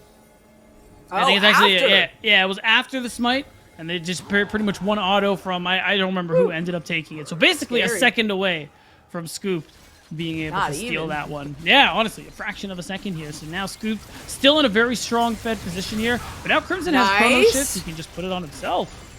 Very well done, and yep, that's exactly what's going to happen. And now Scooped here is very low on mana. The Tempered Fate finally hits. It's only on the one member. The Onslaught of Shadows comes back out here from Griffin. A lot of AoE damage, but the survivability is there, and that means that it's going to be the chrono shift from their own team here for no team on to Scoop. Can Scoop get out of this one alive? No, not when that bomb comes through from Raheen. Oh my goodness, now no team, the remainder of no team at least, is simply on the run here. Radiance find themselves with an opportunity to go for Baron. And this is huge. Radiance being able to take out jungle, ADC, Scoop being the strongest member on the team means this is an easy Baron. Nothing can be done really to actually stop it. So now you know they're just going to go for this mid turret on the side of no team, try and see what else they can get in terms of map priority in some of these wave states, but ultimately Radiance have found their way back into this game and then some, Jolly. They are in a very strong position, being up 5 kills, up almost 5,000 gold, and they have a lot of ability to just continue on this pressure. Yep. And Divine Sunder offers some more of the sustainability, some more of the survivability. Again, my fear is coming to fruition here for no team.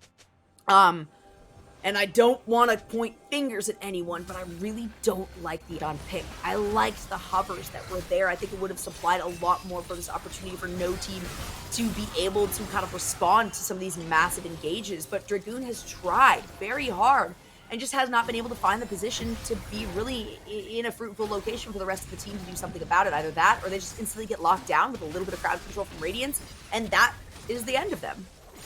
I think part of it is definitely because of how much pressure Bluster put on the top side of the map. I mean, keeping Porsche ahead, keeping Dragoon far behind. Actually, it wasn't just Bluster. It was Crimson, too. I mean, both players we know really good at helping other laners, especially Crimson. He's a player you want out of lane. Yeah, true. Player you want out of lane to be able to try and set up some of these plays. And Crimson, that's why he's 5-2-4 at the moment here. Because of all the plays he's been able to make. And now with this Baron buff, Radiance are just going to continue snagging turrets, darken the side of the map for no team, making it difficult for them to be able to walk out and try and play for vision. And because of that, we have a dragon in 2 minutes, Jolly. You're walking up to this dragon, you're walking up to a dark part of the map where you're a bunch of gold down behind, and Porsche is just lying in wait with the Cyclone. This is a very winnable situation here at Game State for Radiance. Absolutely. Honestly, I mean, anticipating this going to a game 3 just based on how well Radiance is playing these team fights, how much more focused they are, and that Tempered Fate is going to be a big one. The timing! An onslaught of shadows that gets taken here. Porsche is going to come through. No Cyclone even needed here, and immediately 2 members just get melted. That is unreal. Nicely timed ultimate steal from Crimson as well. Means this cannon's just going to be able to chip away at this turret. And next wave, that's an inhibitor turret. Probably inhib going down too. All this pressure on the map means this soul point is going to come through for Radiance. And they're actually going to be able to... yeah, that's going to be the question. They actually have Baron. Are they going to push this? Oh my gosh, they're going to try to end the game. It's all 5 members. Blaze is still down. Jashuka is still down. It's going to be a massive target. Oh my god, there's the damage. Even with the onslaught of shadows, it's not going to be enough. And oh my goodness, they Radiance is looking to end the game that quickly. One massive play is all it takes, and we get pushed out to a game number 3 between No Team and Radiance. Damn. Wow, they really pushed it towards the end there. That was a lot. I just wasn't expecting it. I thought the play was, okay, you know, gonna take some inhibitors, gonna go to Dragon, Soul Point, nice and slow. No, Radiant's not interested in that. They're just speed running game 2. I think almost a really close game time compared to what happened in game 1 with no like team. Like a minute longer, I think. Maybe even at that. And that's just a really nice bounce back coming through from Radiance. I mean, we did talk about how Nova expressed how good these guys are taking feedback, and well, apparently that ended up working out for them really quickly. And I did like how they ended up putting a lot of focus topside early game, because you called it out. They made this Akshan pick look not great. Yeah. Not only that, but, you know, I think you were kind of expressing your concerns at the beginning of this, right after draft, of what Radiance was kind of going to do, how they could execute that. And all I'm seeing is the lack of frontline from no team. Honestly, that was my biggest concern here as we take a look at those post-game stats. And it was barely in no team's favor. I mean, just looking at the goal difference over time, that tiny little sliver up over the top on that blue section, and then how dramatically we just see, I mean, it was the opposite of a mountain, a cavern, something like that. A valley? Through. Yeah, I mean, this feels like a valley seems a little lackluster to express really how quickly Radiance was able to take control of this one. A lot of that having to do with the fact that I think, too, Crimson was recognized, all right, Crimson's doing a lot of damage here, right? We got to put some focus onto Crimson. We got to do something here in this mid lane. And then constantly, Porsche was like, excellent. They forgot about me. I can just TP in, I can Cyclone, and that's the game. I think earlier on, too, when the gold leads were a little closer, when you're in a position where I was kind of expecting no team to be able to take the game, again, it is just this constant pressure that Radiance have been able to put. And interestingly enough, because of all the diving they did onto Raheen, he still managed to get to this point where if you're not focusing him in these team fights, he's at 2 items, he's playing Ziggs, you're going to take a lot of magic damage ultimately in these team fights. So him being able to get that unencumbered, and the fact that Crimson is able to put a lot of pressure onto somebody like Scooped once that itemization came through, once that Kingslayer got a really low cooldown and he had stasis available, it was very difficult for Scoops to actually get the damage out. And we got to that point where, when again with Hecarim players, if you have to always ult defensively, you're going to have suboptimal team fights. I don't want to say necessarily that I don't say want to it, Jolly. again. Say it. But I don't. Yeah, I don't really. Say it with your chest. we haven't seen this Hecarim really pop off in the way that no team is anticipating, right? Especially when you're talking Griffin, who adores this champion, who plays this champion really, really well. Especially when you got Silas and Viego on the other side to just be able to say yoink, right? That's mine. In particular, Crimson recognizing pretty early on the only one that I need, the only ulti I need now at this point for my team to find success is that is going to be, the onslaught of shadows coming out of Hecarim.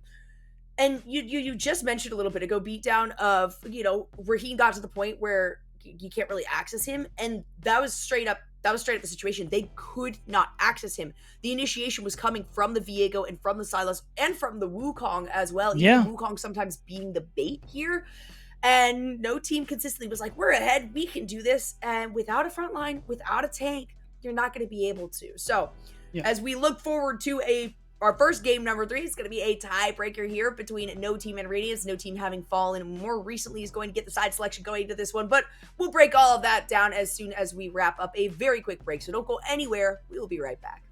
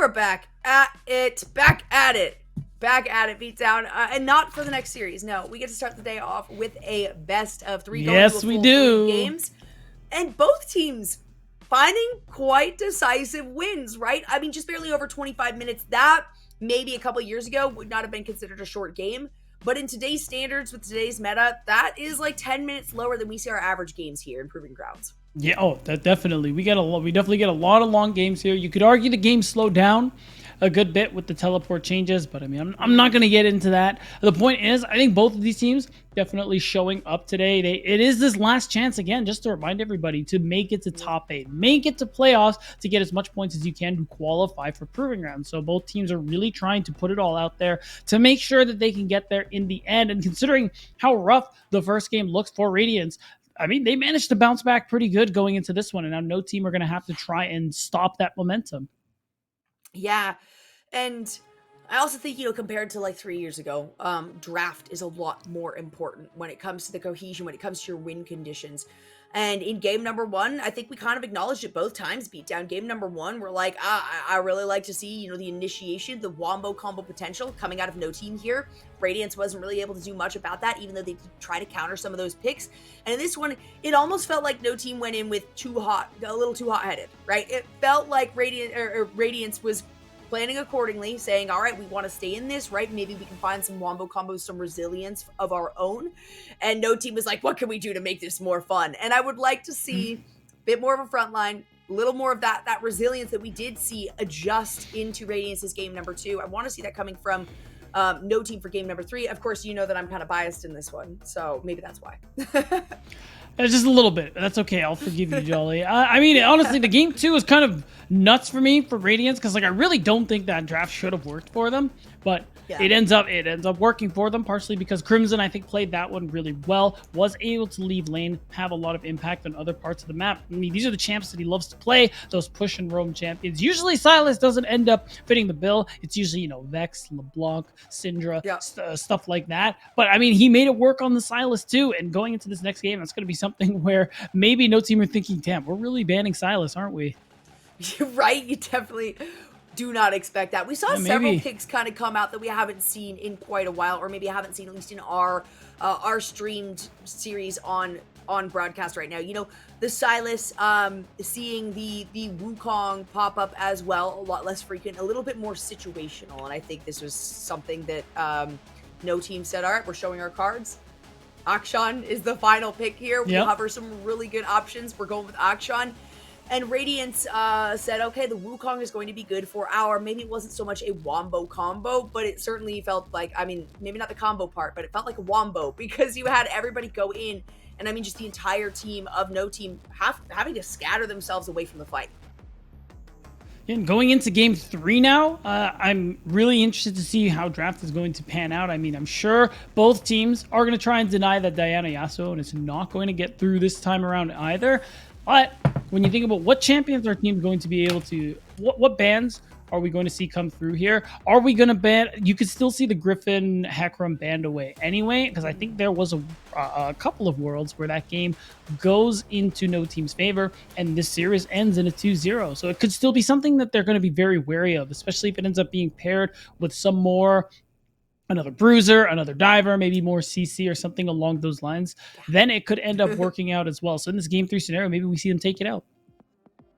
It is a big possibility, either banning it or picking it again, because the problem wasn't necessarily the Hecarim. I mean, I just said at the end, before that break, I would prefer to see something else.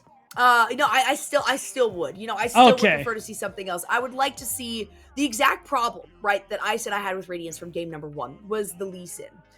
Sure, maybe some good initiation, not as good in terms of the sustainability, the survivability that I'm looking for. If they pick up the Viego, I'm all down on that. Viego has, I mean, it honestly doesn't, like, mathematically doesn't quite make sense to me still how much sustainability Viego has, whether it's the very beginning of the game or if you get into late game. It's like almost impossible to take this guy down unless you have, it's like a 2v1, 3v1 or 2 scenario. So the Hecarim, probably not the biggest problem. My biggest problem for this team was still the Akshan selection as the final pick for this team when there was an opportunity to find some frontliners, some more crowd control, as you just mentioned there, beatdown. So yeah, the Hecarim is an option. In an ideal world, that's not my biggest problem, though. In an ideal world, the thing that is touched upon is Dragoon. We got to put you on something a little more consistent. Well, there we go. We're going to go into game 3 draft just in any second now. And as we see, no team have gone back to the red side here. And this time around, Radiance, they're respecting, immediately banning away the Diana. Much like, or rather, unlike when they were on blue side the first time here. And okay, so the respect is going to be paid toward Griffin's Hecarim. I honestly still think, because it makes sense, just because there was a good amount of that game where Griffin was, well, honestly kind of terrorizing most of Radiance, especially Raheen on the bottom side of the map. That was hard to watch. It was a little difficult to watch, even when it was just a situation where we see, we saw Griffin come down from the top of the tower and just say, hey, I'm just going to pop through here. I'm just going to run past you. I'm going to queue. Bye-bye. See you later. And navigate his way beyond. The ability to do that is something to where you have a step up, right? But that doesn't matter when you get to the team fight stage, and your team fight has kind of fallen apart at that point. And when you have win conditions coming from the side of Radiance here. So it is going to be the Caitlyn. I was going to kind of lose it if the Caitlyn managed to come through, and it actually ends up being Radiance, interestingly enough, who decides to ban that one away. And they are going to first lock in the Renekton that was picked up in the first game by No Team and Dragoon. Yeah, which is definitely an interesting pickup there. You don't see a lot of teams pick Renekton on blue 1, but yeah, absolutely, it does make sense. You just get a lot of consistent priority for the most part on the top side of the map. Is a strong early green champion. It's just a staple, honestly. And it's something that they want to put in Porsche's hands, so you just get that top priority here. And in response, you're going to see the Viego picked up this time around. Jolly, they're listening to you. And No Team could still go for that Jinx if they really want to go for it. Or maybe they'll pick AD carry after. That would be honestly a great start to this one for No Team. We saw how well Scoop did. I think we had some callouts in chat. I've been occasionally kind of peeking over at that. Some callouts in chat for, the Kaisa to come back. That is more of a situational opportunity, right? So I love these first 2 lock-ins right here. The Viego, the Jinx. Of course, Radiance is going to say, hey, we can kind of replay that bottom lane one more time. Potentially locking in the Ziggs. This is just a hover, though. It could still be picked. I think it's fine, especially if you do want to put Light Pulse again on a roaming support where he's going to have a lot of impact on other parts of the map. But I think for now, it's probably going to be a jungle that you're looking towards here. And the Xin Zhao makes a lot of sense. You already right off the bat have a really strong top jungle there. And the Yasuo would actually be a little surprising. The Twisted Fate, there you go. That's more of what I'm expecting here. And a flex pick. I mean, technically, I don't like that you said that, but it's correct. So I won't fault you for it. But it's no longer correct because I honestly think it was going to be a Raheen pick right there. I sincerely think if that was locked in, it's a flex pick. But I do think the intention was for Raheen. I much prefer the selection of the Ziggs going into this one. Again, we talked about it before the start of the last match. The early game pressure that you have and the ability to allow Light Pulse to roam up earlier than usual is, those doors are open thanks to this Ziggs being selected in. And oh my goodness, beatdown. I think I've talked about some of the most busted champions in terms of the late game.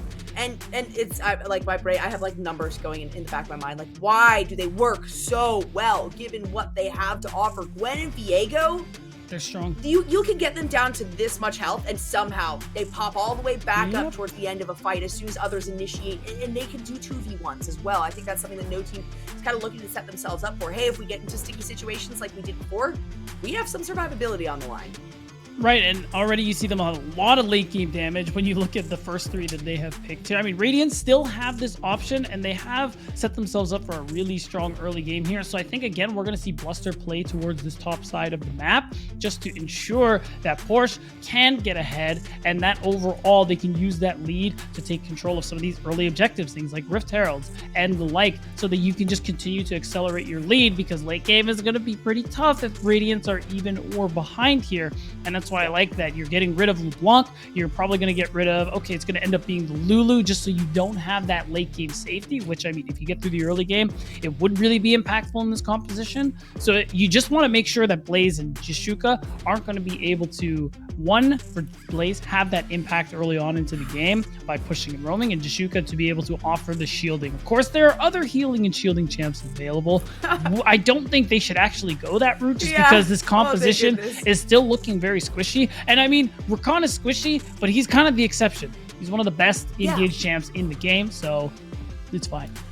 Yeah, and when you're kind of lacking range with the Gwen and the Viego like you are here, having the quickness, having the battle dance to get in, get a little bit of survivability, as well as the grand entrance, gives a lot of opportunities for Jashuka to just set things up for the rest of the team.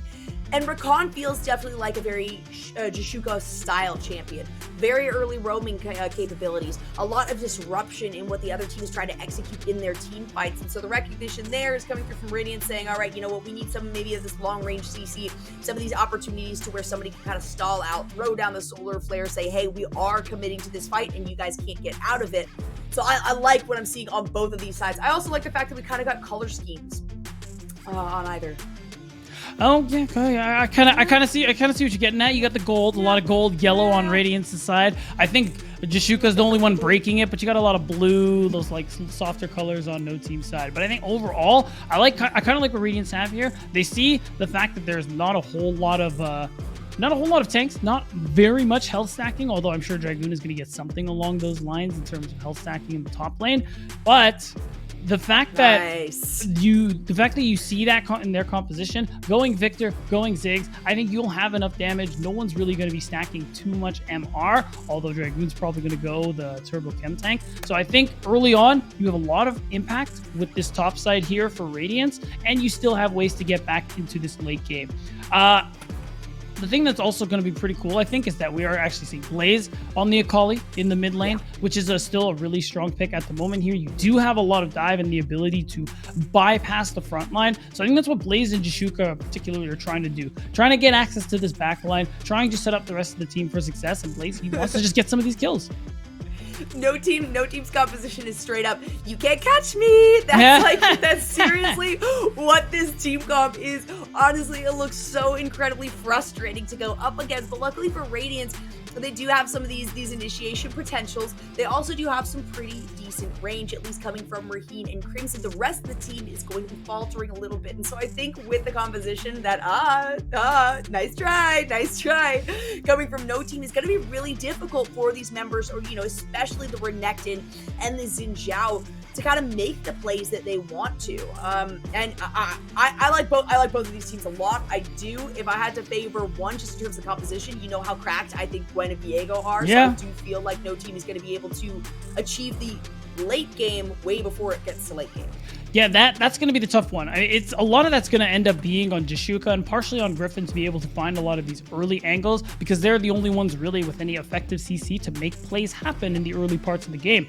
And they have to also be very wary of where Bluster is going to be. I think jungle tracking, especially in these early minutes, will be crucial, just because Radiance, you can kind of infer Bluster is going to go onto the top side, but getting an idea on that timer, getting to know before it happens is going to be important, especially because Dragoon, Gwen, you don't really take flash very often. So if you do manage to catch him unawares, Bluster and Porsche are going to be able to get an early kill. Yeah, if you can catch up to Dragoon. Right, of course. Right? And having that W ability, that's, a big part of the you can't catch me, right? You got that, you've got the Shroud, you've got, Viego too with the Heartbreak of, all right, or Heartbreaker, I'm going over the wall. Like, I'm out of bounds for you guys. And they do have follow-ups here for Radiance on top of that too. I wouldn't be surprised. For the most part, we've been seeing a focus from Bluster and Griffin towards the top half of the map, whether it is mid lane or really just top lane in general.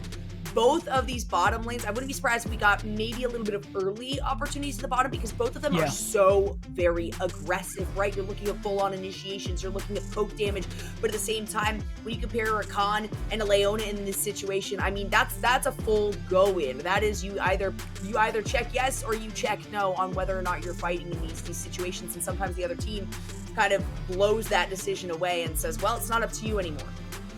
Right, and I kind of agree with you. I think we'll see no team try and actually put a little pressure on the bottom side of the map, especially if you see Griffin able to get that early push, or rather, not Griffin, if rather Griffin's bot lane is going to end up getting pushed in, you find an angle to just continue adding pressure to Raheen like they did last game. Maybe Scoop will be in a better position this time if he manages to get a similar lead, because you do have a lot of good engage coming in from Jashuka, and we saw what he was able to do on the Nautilus in game one. If we can see something similar in this game, and Scooped has a good early game like before, no team are looking like they are going to lock their spot in top 8.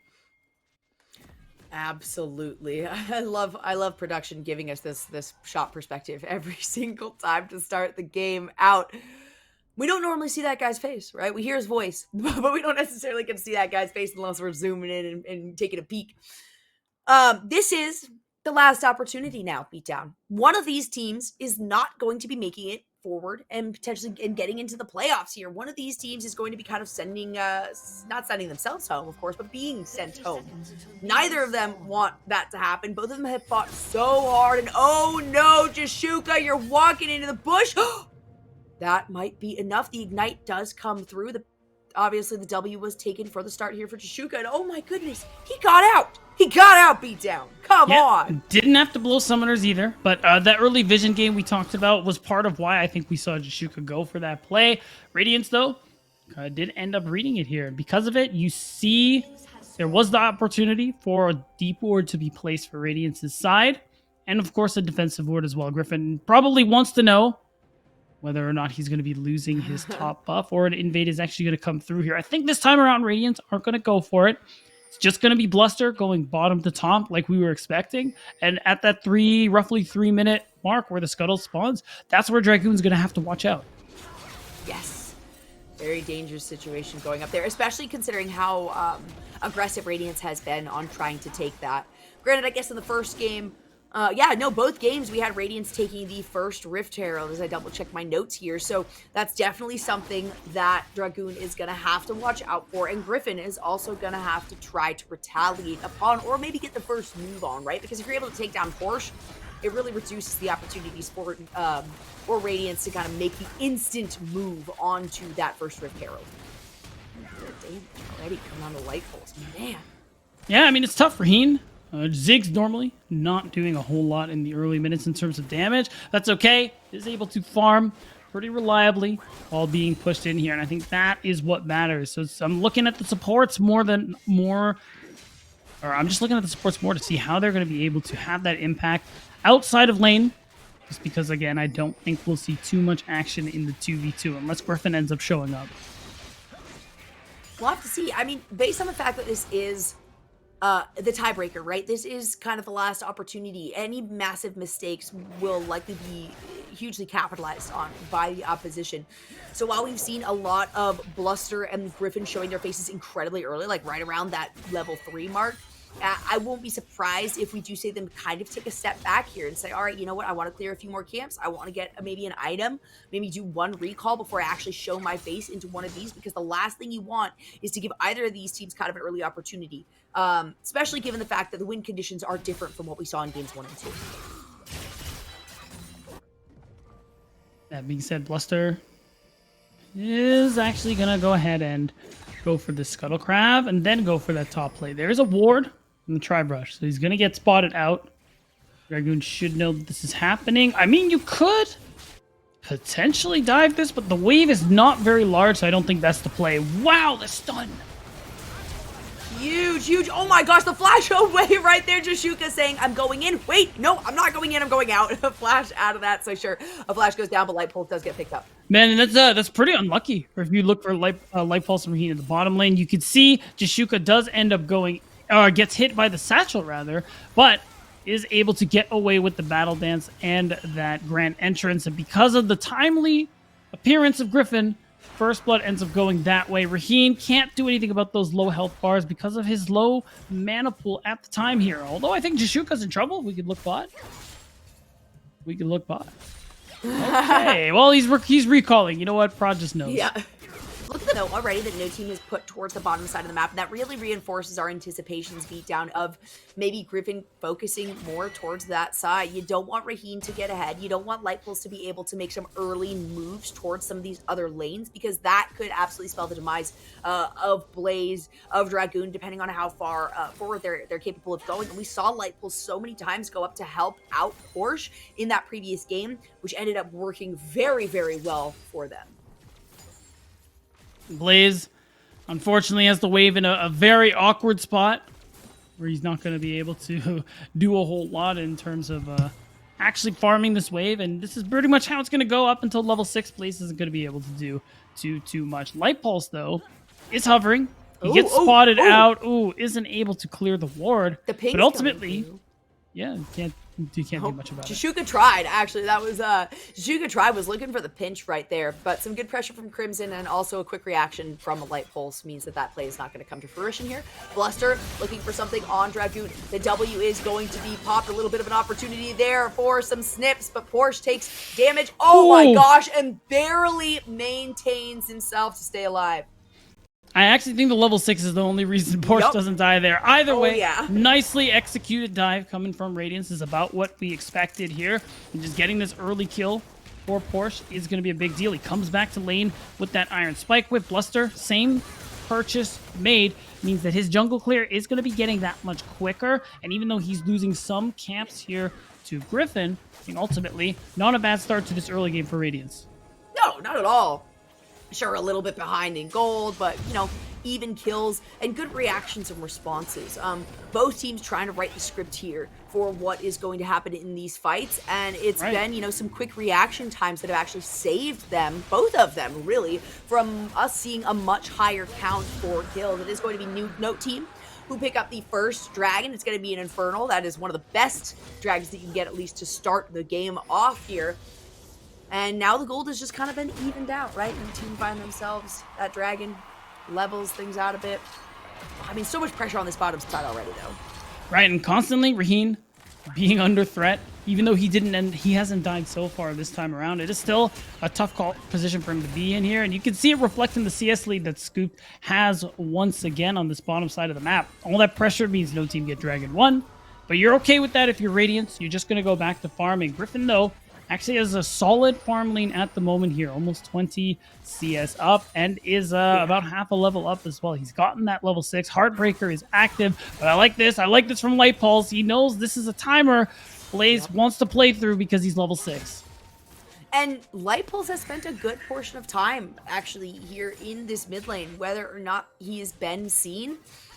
The recognition of, all right, you know what? We put a lot of eggs into the Crimson basket last game. It worked out very well in our favor, right? Porsche was able to kind of come through after taking down Dragoon a couple of times here. They've already started that that train in the right direction. Bluster, poor Bluster, doesn't get picked up with that Blasco, but it's a 4-1, and yet again, Dragoon finds himself in a situation with even this many members, even this many tower shots coming through. It's not going to be enough to pick up a kill, including Light Pulse. Everybody gets so low, but no response kill. Yeah, actually, they do end up getting Bluster. I think that's the best case scenario if you're Dragoon. You 4 people on the side of the map. You know you're done and dusted. You know you're going to die. So being able to get one, I like it. Putting a lot of as much damage into Porsche, reducing the amount of time he's able to tank the turret, and it ends up getting swapped out because of that. Bluster is the one who ends up falling, but ultimately, I mean, still good. Radiance continuously applying this pressure on the top side of the map. Only problem is, all those health bars, Jolly,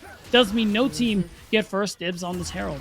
Yep, you gotta recall. You can't make any other moves off of that with the recognition that Griffin was not as big part of that fight. He would have liked being any part of that fight, to be honest. Griffin, gonna pick it up. Okay, good. Okay, you got walk back. You gotta grab the eye right there. And on top of it, Griffin is once again kind of gonna bully Bluster within his own jungle here. And Porsche maybe trying to say, hey, can I come through? Can I come down? But hey, Bluster's like, all I need is the last hit. Thank you very much for the leash.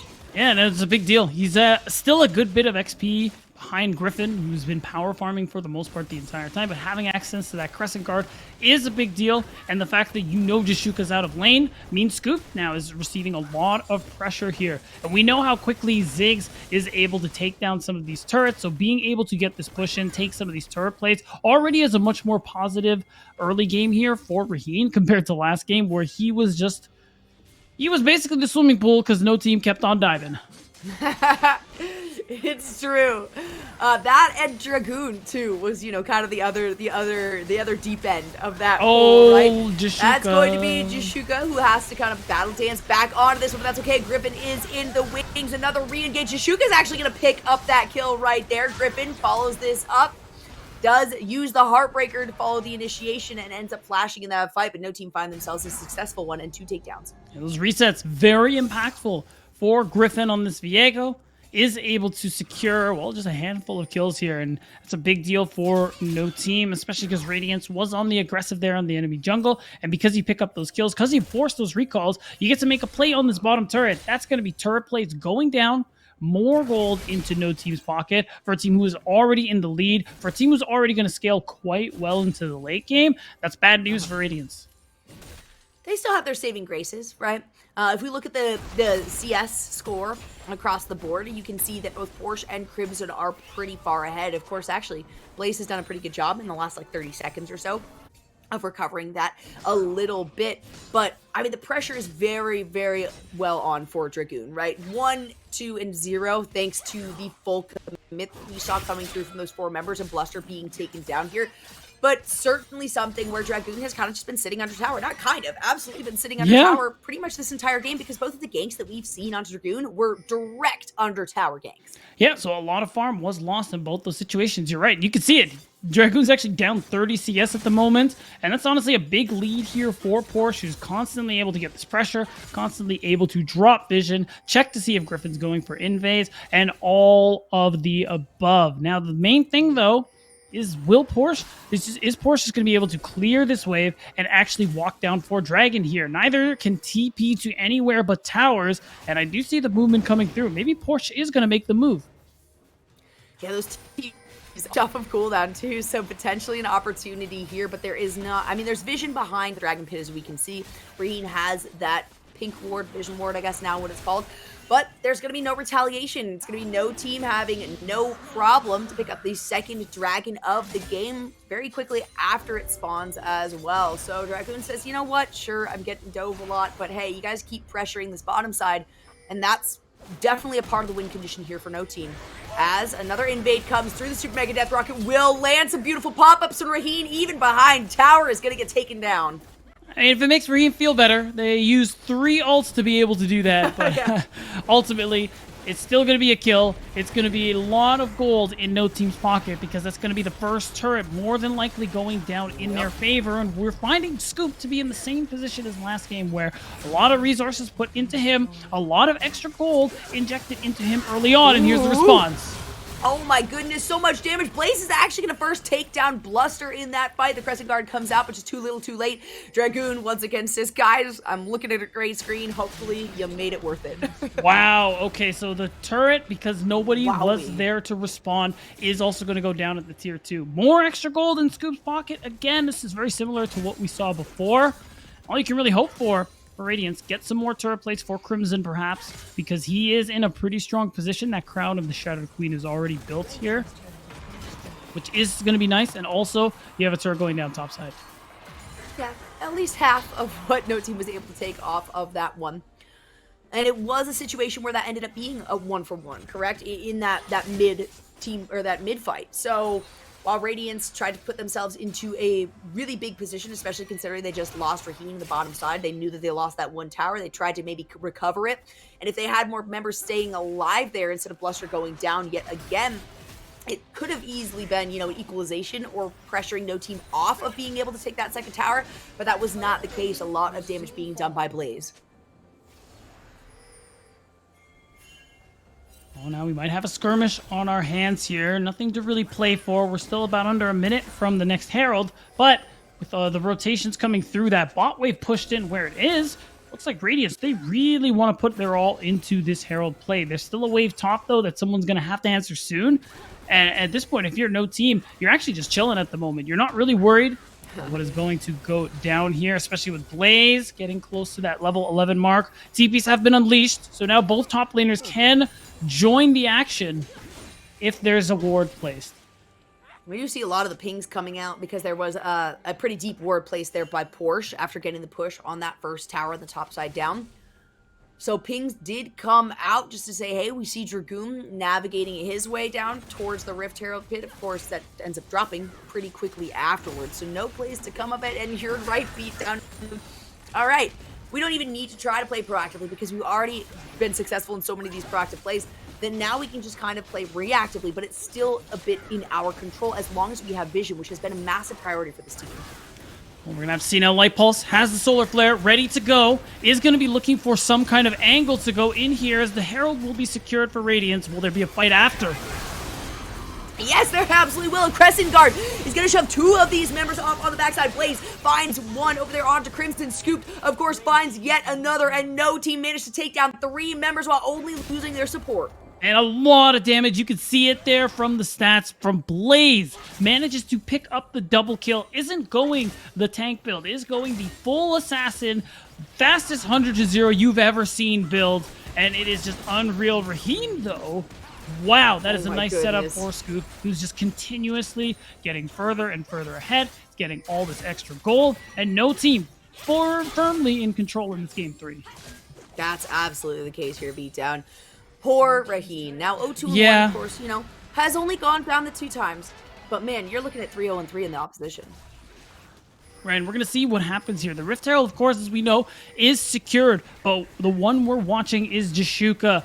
All of Radiance are grouped up after this fight, so the perfect use of the quickness into that grand entrance is going to be able to just set it all up here. The damage is there. Scooped is in a perfect position to just continue resetting, getting excited. It's just so easy for no team to be able to come out on top there. Jashuka doing what Jashuka does best, right? Going in saying, hey, you know what, if I die, at least I know that I am feeding my ADC plenty of kills right here. And we can see with the next dragon coming up, it is Radiance who are trying to prepare themselves for this one. It will be Soul Point if no team is able to pick this one up. We can see that it is a Chemtech dragon. On top of that, nice little sweeper there is going to reveal Porsche and Light Pulse. Still some vision that ends up getting taken down here. Radiance very quickly acknowledge, hey, you know what, we'll throw Shelly in. That's going to force some members of no team back for at least a moment, maybe giving us some priority on positioning for this dragon. And it's going to have to be there for Radiance. They can't let no team go for the Soul Point, but it's going in. A 3-man grand entrance is going to be absolutely beautiful. Blaze does so much on that, throwing out the ultimate. Porsche uses the Dominus and literally just has to run away as the lone surviving member. Not even enough time for me to do proper play-by-play on this because it's straight up a grand entrance into Blaze destroying everyone. And you can see it. No team are playing these fights so well. They did it in the last one, and they're doing it here too. I'm going to hold to talk about it in case we end up getting a replay, but ultimately no team managed to secure themselves that soul point. And of course, it is the strongest soul in the game, Jolly. It is going to be that Chem Tech Dragon giving them effectively a second life. And we're going to see it in the replay. Watch Dragoon, big charm, and immediately the needlework comes through. You're able to throw that. Everybody is nice and lined up for the needlework, nice and lined up for the perfect execution. It just couldn't be easier for no team. And now you're looking at 10 kills over. The gold doesn't quite reflect all of the objectives right now that no team has over the side of Radiance, but it is certainly making things a lot more difficult when you're looking at almost 2 items built in the opposition, having just kind of finished up your first item. You know, even with the survivability of Porsche and Bluster both having that Gore Drinker, it is not enough. Again, I mean, I gotta touch on the fact that we literally saw Porsche. It was a 2-3 second fight, and Porsche with the Dominus just booking it out of there saying, yeah, we lost that. I am not going to try to go in. I am not going to try to recover anything because no team just has the upper hand in these team fights. And that was another situation where it was kind of a reactive play essentially, but it didn't matter. Radiance says, hey, we've got our positioning. We're good. No team says, all right, let's pinch it out. Right. No team. Not interested. They don't care who gets to what objective first. Jashuka just needs eyes on them, Jolly. He just needs to see where they are. They need to be within a screen of him. And in classic Rakan fashion, he's able to set up these fights beautifully. He did a great job in Game 1 on the Nautilus, and now in Game 3, with tournament lives on the line, he's doing it again. And this is looking a lot better than Game 2, where no team were in a similar situation. Yes, they were, and they went down pretty quickly too, right? We're getting close to that 25-minute mark that we have experienced the last 2 games here, which is the ending of the game. Of course, we're about 6 minutes away from that as 19 just passes through, but that means that we're only about 1 minute away from the Baron spawning, and no team has found a lot of success there, clearly prepping themselves to be able to move here. And if we take another quick look at the vision, things have very quickly adjusted for Radiance to be much more defensive. They've got too much pressure that has come through on the bottom lane, and just like you talked about for that previous fight in the previous game, when you get that vision blocked out completely towards the bottom side of the game, and then you try to position yourself for the dragon, it's going to give a big opportunity over to no team. Nice little recall stall out there. Jashuka can't make it back, but does have Griffin in the wings. Out comes the Solar Flare. Light Pulse looking for the opportunity to throw out the Zenith Blade, but does not get close enough. No, and that's too bad. That was a really nice play, a potential catch-out that maybe would have allowed the Baron to come through, but instead, it is going to allow Radiance to be able to push deep into the enemy jungle here and hopefully try and find something. There, the Zenith Blade does come through, but the rest of Radiance is not there to fight things out. That means Jashuka, Griffin, and Scoop to have a pinch here, and poor Light Pulse is like, I got it. The rest of the team's like, yeah, we gotta get out of here. In the meantime, of course, Blaze finally gets taken down here. A big shutdown for Crimson thanks to the flash and the ultimate, but on top of it, Jashuka is gonna find yet another kill. Now it is Porsche just trying to run away as quickly as possible, but that is an excited Jinx is gonna pick up a double kill. You know what? Let's make that into a triple kill. Oh my god, Scoop couldn't be more excited right now, Jolly, as again, Radiance end up falling in these fights, and it's just so easy. The fastest 100-0 you've probably ever seen with no team to be able to just rip Radiance apart, and this gold lead just continues to grow. It's going to grow even further with that turret going down, with this Baron being taken, and no team pretty much have the keys to move the top 8. I love it. And the recognition, too, that they can supply so much damage here. Dragoon's like, yeah, I'll take this one. I've got so much damage coming out from Scooped. You got like 1 or 2 recalls. At the same time, you've got Griffin saying, all right, I'll push. I'll throw some vision down around this enemy jungle. We are sitting very pretty. And now we're looking, I mean, it's looking even better and better for no team to be aiming for that 25 win goal, at least, that we saw in games 1 and 2. Right, and they're well on their way to doing that. You can see total damage so far.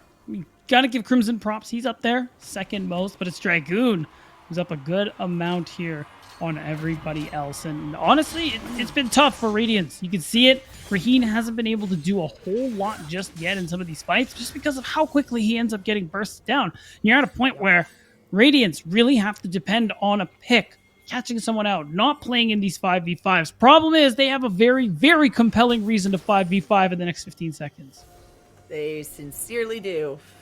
You're looking at potentially giving up the full soul here for no team as they are on soul point. It's going to be Light Pulse who walks a little too far forward. That's one of the nice things. Oh my goodness, it's going to be coming from this Chem Tech Dragon. In goes Dragoon on the other side. They're looking for the pinch here. Beautifully popped up. Raheen doesn't even get to hit the ground before getting taken down right there. Griffin looking maybe for something else, and that is going to be the case. Out comes the ultimate. Out comes the flash. Wow. Out comes the needlework on top of it from Dragoon on the backside. And no team don't even want the dragon. They say, hey, you know what? We have enough damage here. We have enough pressure. We have the Baron buff just like in that game number 1.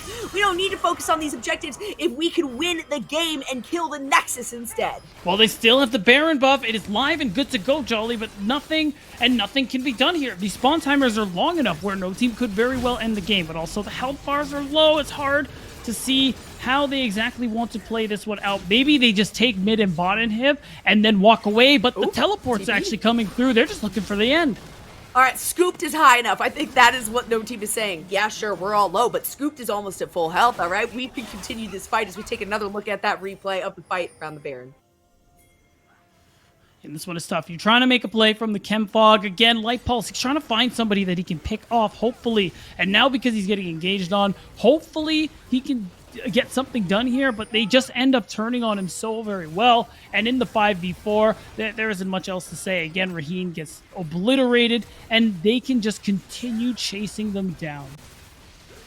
Even with the minimal range coming from these champions like Gwen, like Viego, it's still plenty to come in, take the front line, take the aggro, and allow Scoop to just deal as much damage as possible. Same thing with Blaze, who's just so squirmy right now. It's so hard to lock down this player. And the ones who you want to stay alive, the ones who you want to offer the kills to, have yet to die this game beat down. That's true, yeah. Griffin and Scooped, Deathless here in Game 3 have been playing excellently, and overall, like being up 10 kills this whole time, it really shows in the damage no team are able to dish out. And at this point, because bottom and mid inhib are down, all they're going to do is just pressure this top side of the map. Jichuka, he's 2 levels up. He has the Chemtech Soul and is very, very comfortable just walking up, threatening, saying, hey, Light Pulse, what are you going to do, buddy? You going to push in? You going to push? I don't think so. Yeah, the dragon must actually take it, right? We're still like... we're looking unless that marker has not been updated because I'm not seeing it on the mini map right there. Oh no, Either yeah, way, Soul. okay, yeah. So that needs to be updated right there because we only see the 3 dragons, right? You see that there's no dragon. Oh yes, pit. yes, Like, that's right. That's right. yeah, you can see that, and when you see that it is live right there, there's some vision being held by no team, but they're almost offering it up like bait, right? Yeah, it's like, come on, I know you want to clear this. And at this point, they're just going to be able to easily threaten this top inhibitor, and we're going to get to a point where Radiance is going to have to make their last stand here. Again, tournament lives on the line, and this is a very precarious position they find themselves in. We have hit that 25-minute mark. No team looking to my close God. this one out. Oh my it's about God. 7K, and oh my goodness, the ultimate coming out of Scooped. It's only a 3v5. Can the rest of the team get there in time? Scooped might be pushed out here by Bluster, and that's really not what they want. But Blaze is going to be finding out Crimson here. Should be able to pick up the kill. Does get taken down on his own. Actually ends up getting the resurrect thanks to that ridiculous... Oh my goodness! That Soul's cool, Thanks to that was close for the zombie to go in on that one. Oh man, but you know what? Doesn't even matter. Even with the split fight, even where Radiance says, you know what? Oof. Even with Radiance saying, I can take something on this, poor Raheen not only gets shut down, but gets shut out of this game entirely. And while we can see Griffin on the backside saying, hey, I'll buff my stats, I'll get another Scuttle Crab right here. The rest of no team acknowledge that they have had the lead the majority of the second half of the game. And oh my gosh, they're going to win. They're going to win decisively. Yeah, they're going to buy their ticket over to the top 8. Really nicely played in this game 3. Again, especially a lot of props to Jashuka, for being able to really find a lot of these engage angles, find a lot of impact at pretty much every point in the game. And overall, you just get to a point where the early game, Radiance, full index topside, try to dive this Gwen as much as possible, but even Dragoon falling 30 CS behind, they weren't actually able to do very much with that lead they ended up finding. So because of that, no team outscaled. They stacked all the dragons, and they were able to come out on top. Are you talking about the pun? Production's giving me a little pun showing. As we got shot at tone. I guess you can say no team is better than them. Oh. What? Yeah. I mean, either way, like we can just keep talking about like the actual match. Yeah, it's true. It's absolutely spectacular. Honestly, it was. I had faith in no team, right?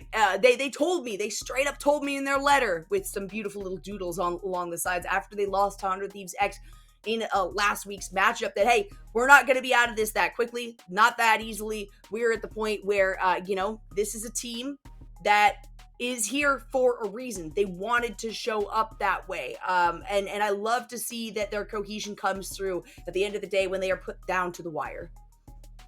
Right, and that's pretty much what we ended up seeing. Like the team play was really good, and clearly when they had these opportunities, no team play very confidently and understand their limits, their win cons, and it showed in the way that they ended up team fighting here. And I think this is honestly a better look than what we saw from them last week as well. So it bodes very well for how they're going to perform, I think, in top 8. Yeah, and I already committed to this, right? I can't vote against them, no matter who they are up against. The level of commitment that this team has put forward, whether it's to showing up for their fans, whether it's to, just providing growth by week, we have straight up seen it. We've been able to document it here. You're able to go back and watch the replays of how well this team has improved over the last couple of weeks in Proving Grounds here. So very exciting to see them make their way through. Of course, it is sad to say goodbye to Radiance on this day in the Proving Grounds. They fought very hard as well. This is not a team to discount whatsoever. And hey, they had a bunch of people voting for them, right? This was kind of a split decision in who we thought was actually going to take this because Radiance has been performing very well, and the consistency for no team has been a little bit up and down. It came through when it really mattered, though, right, Beatdown?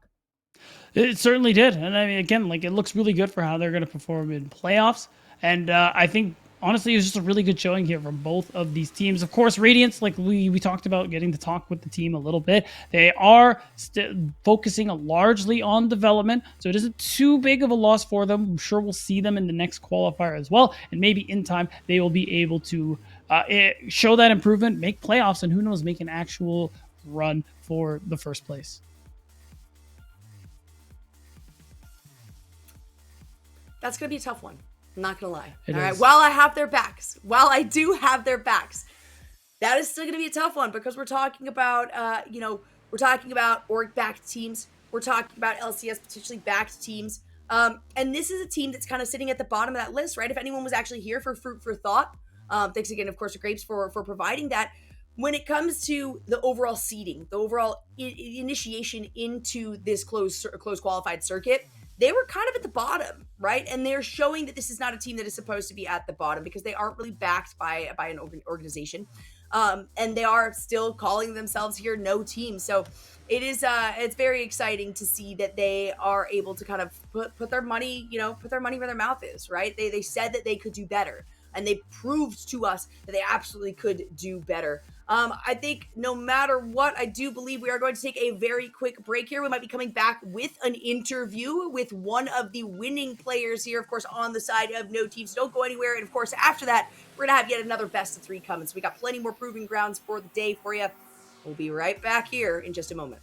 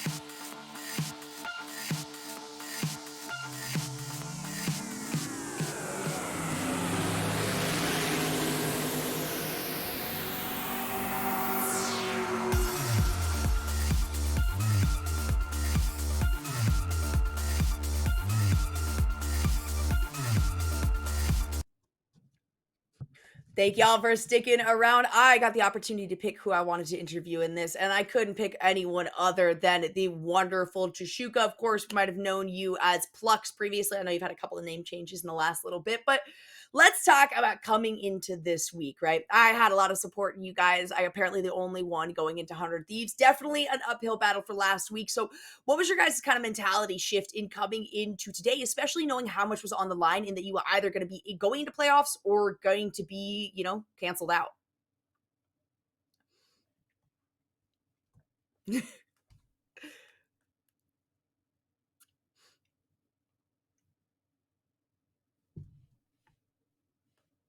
And we were like really confident coming into this game. We've scrimmed them a lot of times. Like they're probably our most faced team so far.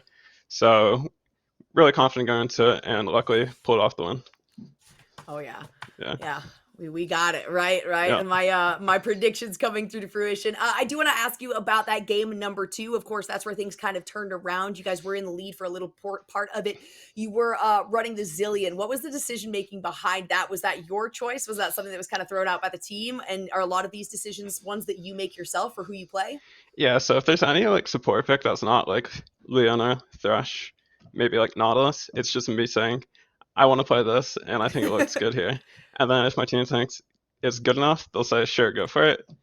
But yeah, so Love it it. was All me. right, cool. Yeah. So you guys get a lot of flexibility in that. Yeah. If there's an obvious counter pick, then you're going to take that. Otherwise, it's Yeah. just whatever you want to play. I love that. And I guess kind of going along that too. Do you guys have like a primary shot caller? Are you all talking at the same time? Is anyone particularly quiet? Like what are the comms kind of like behind the scenes? Yeah, so on our team, Griffin's always like just the headless monkey. He's always trying to go in, and then we're just trying to hold him back. I mean, honestly, like Scoot also like looks for stuff, but honestly, it's mainly just Griffin. So, like, look here, and then like, I mean, he gives us like a certain time limit to react. If we say go for it, he goes for it. If we don't, sometimes he'll go for it, sometimes he won't. We'll see what happens. You know what I mean? Like the headless monkey of Griffin. I Literally. love that. So definitely a primary shot caller that you guys have here. It seems to have worked really well, Yep. especially in games number 1 and 3. And now you guys have confirmed your position going into playoffs. Obviously, that is going to be, a bit of an uphill battle as we have a lot of really, really big teams with orgs backing them, all kinds of different Yep. situations like that. So how are you guys feeling going into playoffs? Is there anything in particular, of course, we don't want to give anything away, that you guys are planning to do to kind of prepare yourselves? Yeah, so I think our first game was against Golden Guardians, and we had a really close game against them in the open qualifiers. So we definitely want to take revenge for that. Definitely have been scrimming a couple different stuff that we didn't show today. So have some stuff in our pockets. See if we bring it out. Yeah. Excellent. I love to hear it. Okay, well, that's all I've got for you here, Jashuka. Congratulations. You guys Thank you. promised me that you would improve after last week. Yep, after we did it for it you. was a hard fall. You know what? I'm touched. I absolutely am. And I'm gonna continue to root for you guys as a team as you make it into the playoffs. So good luck for Thank next you. week. And thank you so much for talking to me. Thank you.